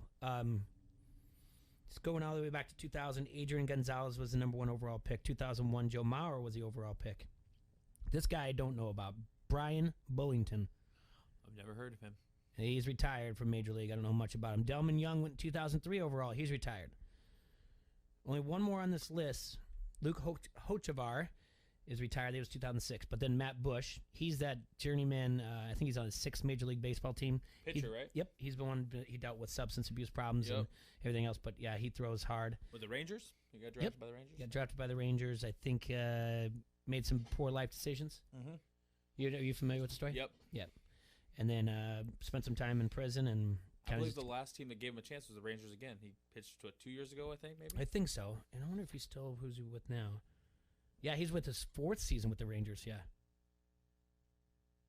Yeah, so they brought him back a couple times. Yeah. Justin Upton in 2005, David Price in 2007, Tim Beckham in 2008, Steven Strasburg in 2009, Bryce Harper 2010, Garrett Cole 2011, Carlos Correa 2012, Mark Appel.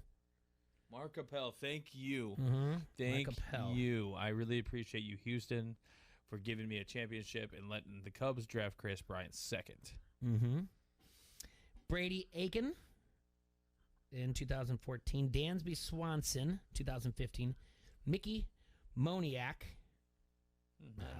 2017 was Royce Lewis for the Twins. Casey Mize in 2018. Adley Rutschman, 2019. And Spencer Torkelson. So overall, there were 24 All-Stars combined between Justin Upton, David Price, Steven Strasburg, Bryce Harper, Garrett Cole, and Carlos Correa. Dansby Swanson's starting shortstop for the Braves. So the Mickey Moniak and Royce Lewis, they're still in the like the minors. That they come up every once in a while, but Royce Lewis just went out with a torn ACL. Mariners? No, Twins. Oh, Twins? Yeah. And you know a lot about that guy? Just that, shortstop or whatever else. Yeah, solid. So here's out of the 5 retired. This is it. Adrian Gonzalez, Joe Mauer, Brian Bullington, Delman Young, and Luke Hochevar. Mauer is the only one probably with a shot at the Hall of Fame. No Adrian Gonzalez in the Hall of Fame, huh? I don't think so, no. Yeah, Joe Mauer is definitely going to be there. I think so. One of my favorite catchers. Yeah. So it's a good argument that we have every once in a while, but yeah, I think that's. Is that your favorite Twin ever? Yeah, Sideburns is my favorite of all time. Oh yeah. Yeah, obviously there's Kirby or whatnot, but yeah. I love Joe Mauer. I'm sorry, but I also love Torrey Hunter. I thought he had an infectious smile, and Johan Santana is always that's a good one. Great one to have, whatever else. All right, before we go to break, we talked about Acuna, right? Mm-hmm. His season ended Saturday with a torn ACL. He's one of 5 players in Major League history with 100 home runs and 75 stolen bases before turning 24. Who are the other 4? I'll give you a hint. One is still active, but all 4 played in the century. So, the question of the day, the MLB trivia of the day, before we go to break. Ronald Acuna Jr., his season ended Saturday with a torn ACL, is one of 5 players in Major League Baseball history with 100 home runs and 75 stolen bases before turning 24. Who are the other 4? You guys can guess that on the Harrington's Pub Facebook comment thread. We will be back in just a few minutes. I'll give you the answer to the trivia question. Hey, this is Goose, PA announcer for the Quad City Storm, and you're listening to Don't Hassle Us, We're Local. Anderson. When it came time to replace our old drafty windows, we opted for quality with style, installed by professionals. Renewal by Anderson.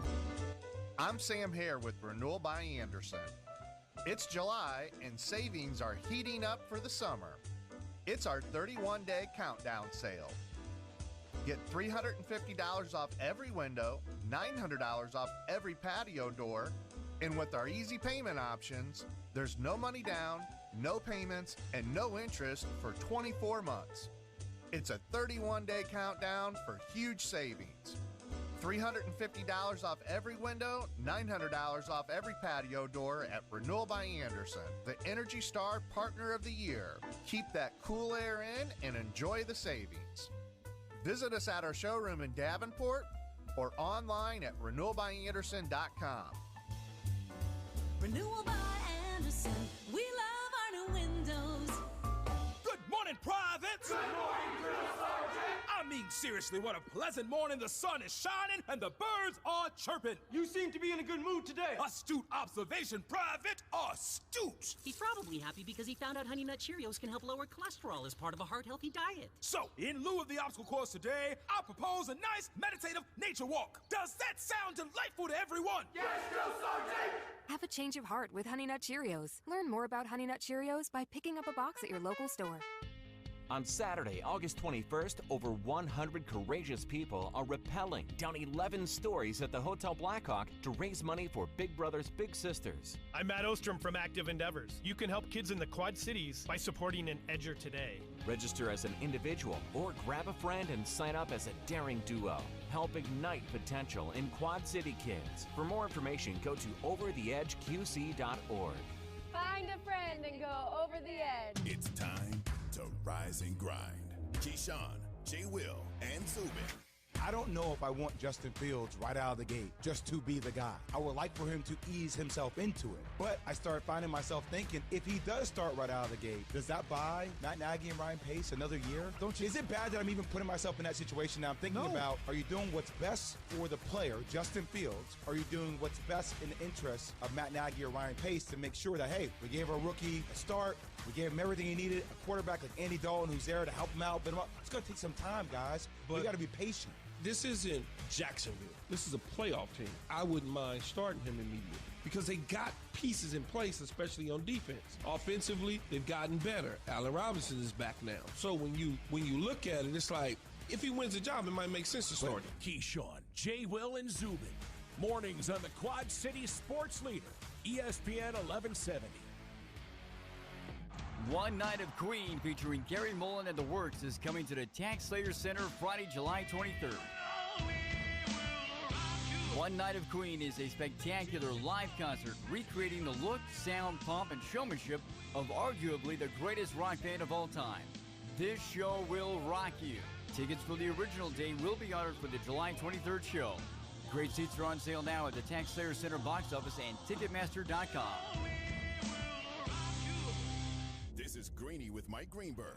What I am about to tell you is my opinion. It is not a statement of fact. I believe that the 49ers changed their minds on the decision between Mac Jones and Trey Lance somewhere deep into the process. I don't think this was all one big smokescreen. I don't think they got any benefit from doing it.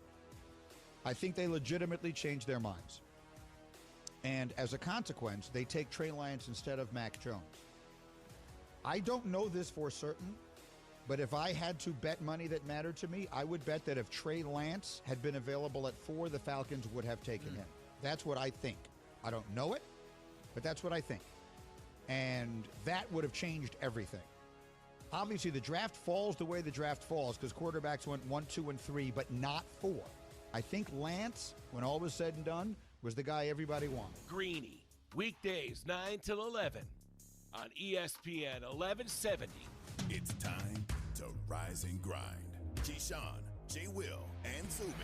Julio Jones does move on. He will be with the Tennessee Titans. And Key, you were shooting it down, saying it's not a good fit. You're looking at him and you're saying production is going to come because they're going to throw the ball. They're not going to change their style. They've gone to the AFC Championship game, a couple playoff appearances on the backs of that running back in Derrick Henry. You think about the philosophy and style that Vrabel wants to play. They want to be big up front. They want to run the football. So you trade for Julio Jones when many people think Julio Jones is on the way backside of his career based on injuries. But I don't necessarily like it for Julio, and I don't know what to make of it for the Titans because of the style of play. They're not going to be the Seattle Seahawks, the New England Patriots, the Kansas City Chiefs. They're not going to do that. Keyshawn, J. Will, and Zubin.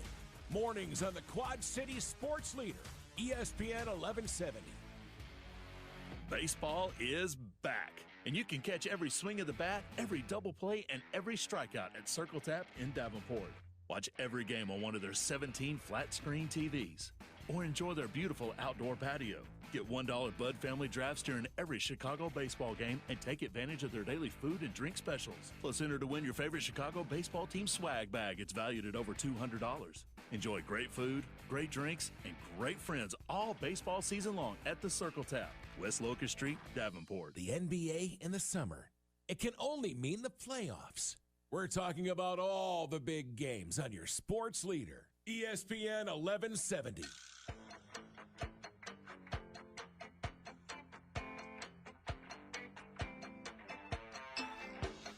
Thank you for tuning in to ESPN 1170 AM. Don't hassle so local. We are in the Hassle Castle once again. Adrian's in studio with me.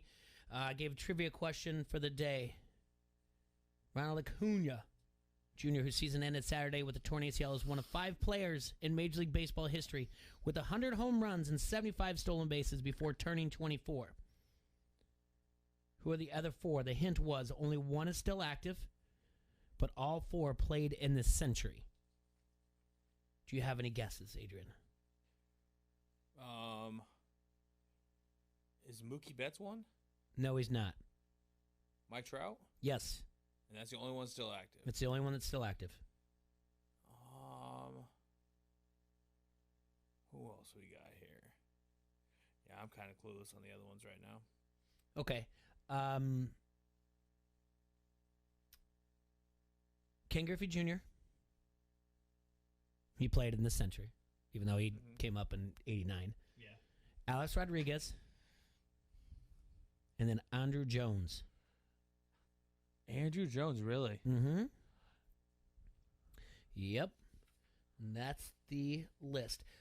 Speaking of lists, and ESPN's going to be just throwing out a buttload of them coming up here. They put together a list of the NFL's top 10 quarterbacks according to execs, coaches, players that are making their list, all right? So they surveyed more than 50 league executives, coaches, scouts, and players to help stack the top 10 players at 11 different positions. Today's list is quarterback. So the voters gave us their best 10 to 15 players at a position, and they compiled the list. This is all some things to do just to get people really excited about the NFL season and also for fantasy football, because I do want to talk to you about that after this list. Deshaun Watson is not on the list. All right, last year he was 4th in this poll, but he was removed from the rankings due to his uncertain status for the 2021 season. He faces 22 active lawsuits alleging sexual assault and inappropriate behavior. All right, number 1 on the list? Tom Brady. It is not Tom Brady. Mahomes. Yep, for the second year in a row, Patrick Mahomes is that he earned 64% of the first place votes. And he is number 1. So 2's Tom Brady. No. We're still not doing that. We're still not doing that. That's How are we not doing that yet? How is that not 1-2? Because it's Aaron Rodgers. All right. He was a former MVP. Packer Yeah, he's Aaron Rodgers, former Packers quarterback. He got almost nearly 30% of first place votes. Last year, he was ranked number 3. Now, and like you said, former quarterback. Yes, he has skipped the offseason mandatory minicamp and missed the offseason program, and is basically it was a week ago. They had almost 6 days ago. The match play. Every time someone said something, he's like, "Huh? What's that?" Or like, "You're gonna come back?" He's like, Wisconsin? Come back. Never heard of it. Never heard of it. Then at number 3, the 43-year-old wonder himself, Tom Brady. There you go. I guess, but when you're still beating these guys, come on. He was 7th last year. This just shows you the coaches don't know what's going on either. No. Exactly. They're just guessing. Just a bunch of guessing games all the way around. Number 4. Here's where things get interesting. That's right. Russell Wilson? That's right. Seattle. That's right. Last year he was ranked number 2. So was Rodgers 3 last year then? Yes, he was 3 last Gotcha. year. The Russell Wilson thing is going to be interesting, though. He had 13 interceptions last year. That's more than he had in 2018, 2019 combined. But his line was awful. Yep. He was running for his life. A couple of those. But that's also his fault, though, too. You can't sit there and have this whole thing like T-shirts, let Russ cook, and let him cook or whatever else, and then you expect him. I feel like he had to get rid of the ball a little bit quicker on some of those throws, maybe. That he couldn't get out of the pocket quick enough. This year, you rush a couple throws that a game, those numbers could flip real quick. According to a high-ranking NFL official, when discussing about trade rumors surrounding Wilson, they said there's something going on there. I just don't get the sense that they are sold on him long term. How are you not? The guy got you to 2 Super Bowls. You won one of them. What do you think the problem is? Now you got to start looking elsewhere. You got your guy. Yeah. The guy's there. The guy's in the jersey. Now at number 5, previously unranked. Well, not in the top 10. Previously but unranked. Yeah.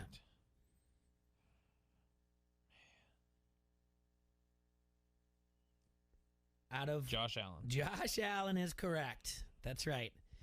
He got as high as up to number 2 by some of these votes. What was he last year? 9. He was unranked. He wasn't in the top 10. Oh, just in the top 10. Yeah. Gotcha. I didn't know if they went past that. Mm-hmm. That makes sense. Yep. Says wasn't much consideration for the top 10 rankings a year ago. Now the majority of voters have him in their top 5 after a massive third season in Buffalo. Says one NFL offensive coach, the growth was pretty impressive. There were times he was so in command of the offense, and when he's on top of his protections pre-snap, he's incredibly tough to beat. Number 6, switching teams. Last year he was number 10. Matt Stafford. Matt Stafford. So this is a situation here. Now, if we're really paying attention to what the Rams are doing, do we invest in the Rams to win the Super Bowl? Absolutely. Because they said... You got Jalen Ramsey and Aaron Donald on your defense, and Matt Stafford comes over. This might be the best... And it's tough with the Chiefs. I'll get you there, but it might be the best offense. It's the best offense in the NFC, I believe. Okay. The number he's put up without even a running game ever is ridiculous. Rams are... Give him a little bit of a running game? Rams are plus 1,100. So so this is what the coaching staff has said. They felt like last year they were a quarterback away from winning the Super Bowl. So they made a trade. Mm-hmm. So now you have to be 100% Super Bowl or bust. The NFC Championship doesn't matter, right? Mm-hmm. And so they have the third best odds to win the NFC Championship. Goes Buccaneers, Packers, then the Rams. Actually, I think they have the second best because we don't know what's going on with the Packers. Yeah, that's ridiculous. The Packers are still up there. But they're assuming that Aaron's going to play. Yes. And they have the 5th best odds to win the Super Bowl. Overall? Yeah.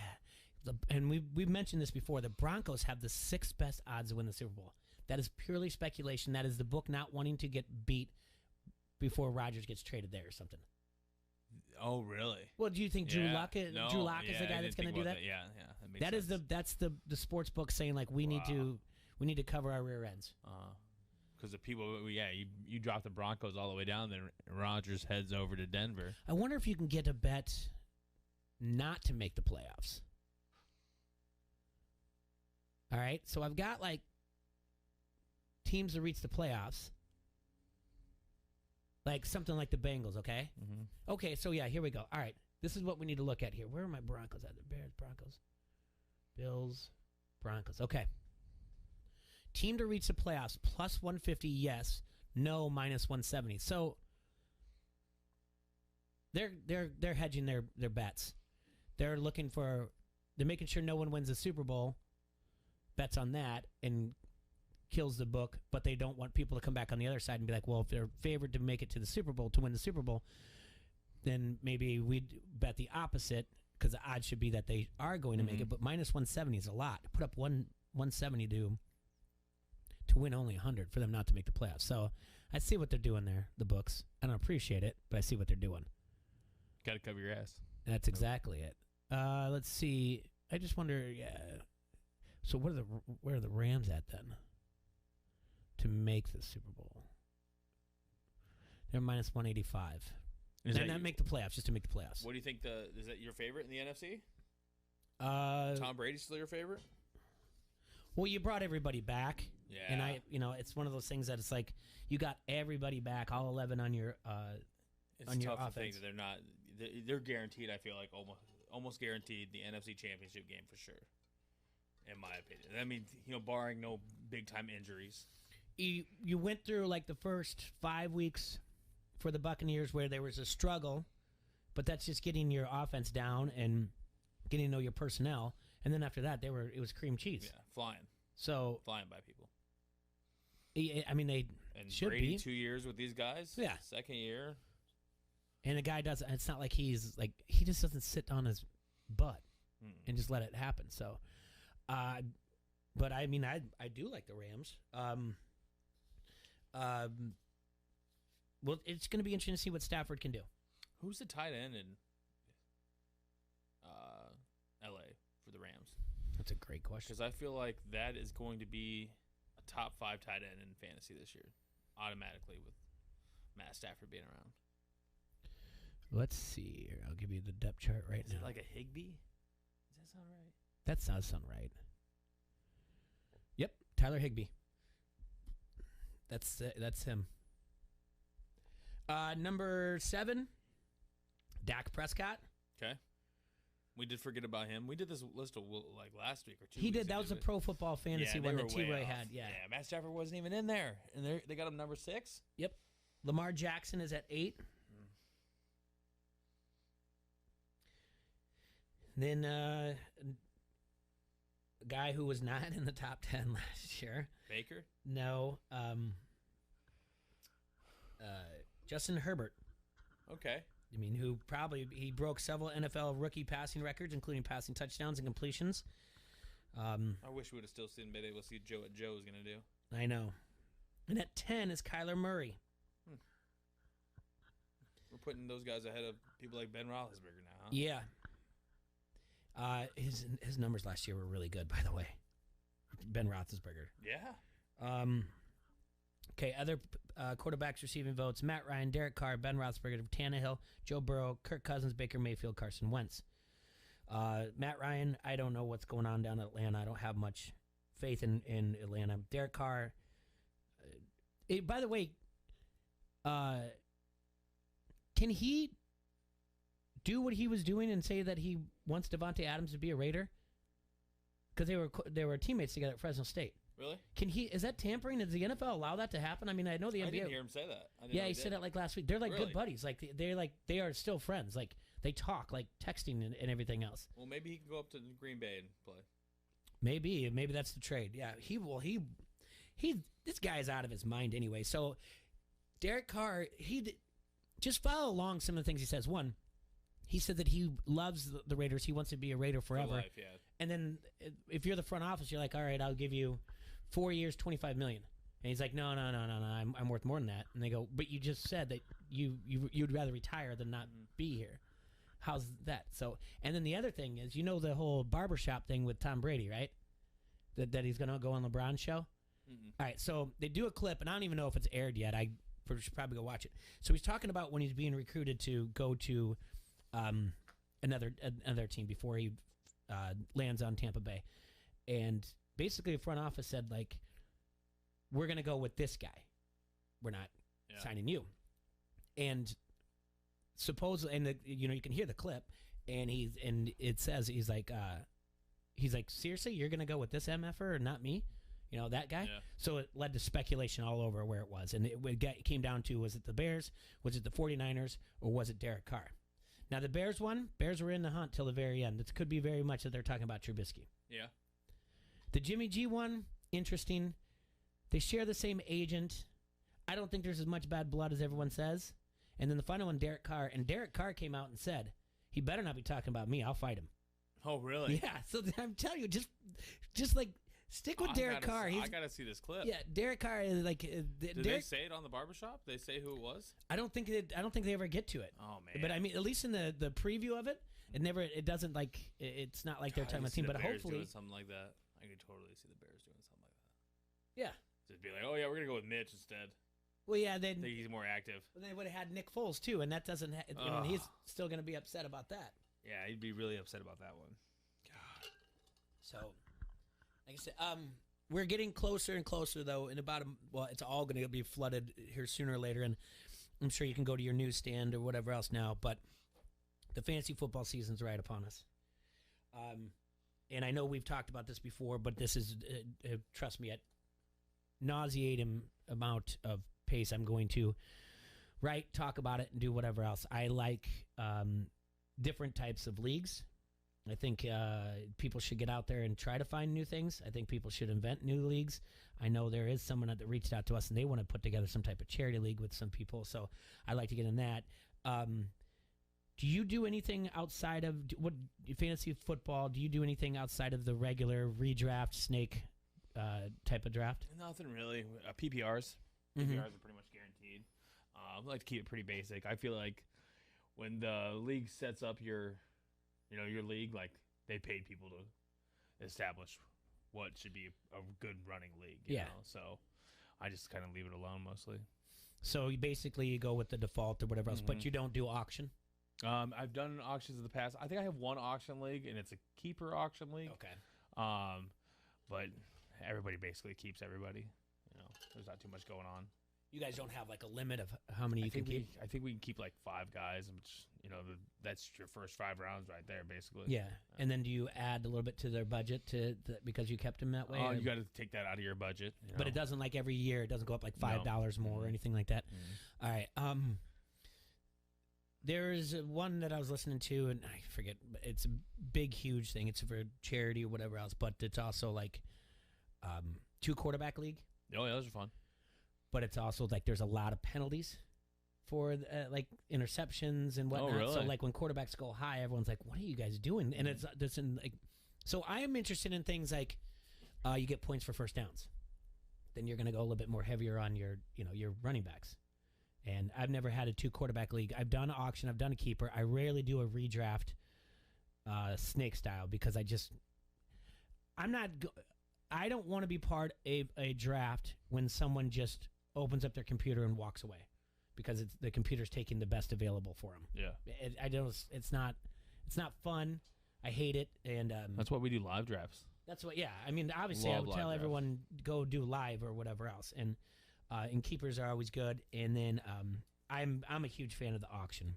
It's just I think the old snake style is archaic, and the whole fun thing where you're yelling at someone and be like, "Oh, I was gonna take him too." Like, okay, like that's the thing about that. That's what's good about the auction. You can be right across from the person, stare him in the eyes, and be like, "I'm gonna keep going. Yeah, I don't care about how much I spend." Another one. There's other leagues like there's other leagues where you just draft and then you don't have to worry about setting it up. Like it'll set the best optimal lineup for you. And then I think we looked into last year, and I'll look into it again. I want to do like a league, like you basically it's one versus everyone. So you're playing everybody that week. So basically, that's fun. Yeah, you're because you've had those times where you put up like an ungodly amount of points, but your team somehow like Tyler Higbee went off, and you're like, how? Yep. And then they beat you by 2 points, and you look at all the other guys, and you would have beat everybody else. Mm-hmm.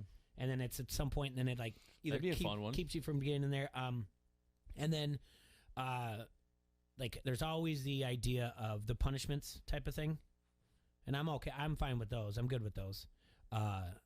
We have the thing in our auction league where you kick someone out, like they come to the draft, and you have someone waiting that wasn't in the league the year before, and then you, as a winner, you get to kick someone out, but they come to the draft all prepared for it, and you're like, yeah, you're out for the year. It's pretty brutal. Yeah. It's you want to talk about uncomfortable? Yeah. It's like, and if you know ahead of time, you know that bullet's coming, and they come walking in the room, and they've got their magazine, and they sit down, and they get a beer, and they're ready to go. They're chatting with everyone, and the draft is about to start. Guys, you ready to go? Let's get this going. You're out. Wow. Yeah. That you were in one of those? Uh-huh. Ah. It's pretty brutal. You've never been kicked out? Uh-uh. You just try to be friendly with everybody? No, I always tried to. But then it got to the point, like, this is like, we've been doing this now for about 5 years. And a lot of times you do just happen to lose someone. So I think we've been doing it 6 years. I'd say it's pretty even. 3 out of the 6 years, we've had to kick someone out. We've had to do it at the actual draft, and the other 3, someone just dropped out, so it didn't have to do it. How awkward is that? It's very awkward. But anybody throwing a fit? No, I just guess like they know they- there was one guy that was just like, "Are you kidding me?" And we're like, "You know the rules." Like, Yeah. and he's like, "Man." And then after a while, once that initial shock, then it sets in. They're like, "All right, I mean, saves them about $200, Yeah. and a lot of headaches or whatever else." But no, it's that one's a lot of fun. But I tried to. I would like text the thread the every week in the group and make fun of people, whatever else. But then it got to the point where everyone was like, look forward to the trash talking text. And I was like, you guys will never kick me out. No matter how mean I'm into each one of you, you guys look forward to it. So, but yeah, like I said, just trying to find something different besides the other ones of just the same thing. I mean, a traveling trophy's nice. Those are always good. And then, as well as anybody else, you have to have a group of 9 other people that are ready to invest in it every year. Yeah. And things happen, people get older and they're like, "Oh, I can't do this," or I'm already in 3 other leagues. I can't do it this year. Yeah. And so, I mean, we're losing a couple. We have a 14-team league we've been running for a couple years, and we got a couple guys moving out of town, so really taking it down to 12. Actually worked out. Lose 2, you don't do too much. Yeah, really. So, that's what the talk is going to be. Your shows are going to be, your afternoon sports shows are going to be more like who's the best one here, and you're going to hear a lot about Are you going to have a league here for the Hassle? Yeah, we'll do something. We did one for the media before, and it was pretty good. That one was a lot of fun, but I did see... last week was so weird. Last year, we didn't know what was going to happen. Yeah. So it was kind of like, I don't want to put too much time into it. I think I was tagged in that one you were talking about for charities and stuff like that. Yeah. Yeah, well, I need to talk to him. I'd be interested in doing it. Okay, well, I'll talk to him because I think what he's trying to do is, I forget what the name of this thing is, like, because if I'm not listening to ESPN radio, I'm flipping through like Sirius XM, and a lot of times I'll go to fantasy because I'm trying to look at DFS and whatever, but they still are. The fantasy channel on Sirius XM is just all fantasy football talk, even if middle of baseball season. So, and they were talking about this big league that it is, and you just get put into different divisions. But when I say it's a ridiculous amount of teams, like over 1,300 teams, but the guy puts them in different divisions, and it's a slow draft. Really? Like if like last week I was telling you they're in round 2, they're probably in round 5 now. Really? It's just slow, and it's it's not the same when you get around your buddies. If you guys are doing it over like email, you get impatient. You just want to get moving through it. Yeah, but these guys take their time, and so. But I thought when I heard about it, I'm like, I think that's what these guys want to do. So I should probably be sooner rather than later asking them to be like, hey, do you want us to get in it? What can we do? How fast do you want to do it and whatnot? So, and I think just like this one, that's why, because I believe they want to do the charity will be Toys for Tots. Okay. And I believe this one is as well. So I think maybe they got the idea of doing it. But I will have to reach out to it. It's DJ Jarvis that does that, and the guys at For Fantasy's Sake. Yep. Okay. Good guys. Yeah, they're really good guys. So we'll do that as well. All right. That's going to be it for our show today. Adrian, thanks for coming in. We're on tomorrow, right? Yep. All right. Can't wait. We're going to talk about the Home Run Derby. We're going to take a look at the All-Star Game. Some bets, speculate on what's going to happen. It does say Ohtani is going to lead off and pitch. Yep. They're gonna vacate the rule, huh? Yeah. That's fantastic. Yeah, so he's going to lead off and pitch. Let's do this right. Is he going to start the game? I believe so, yeah. Oh, that's fun. Yeah, so he's starting and he's going to pitch, so that rule is out the window. So Showcase time for Ohtani. That's right.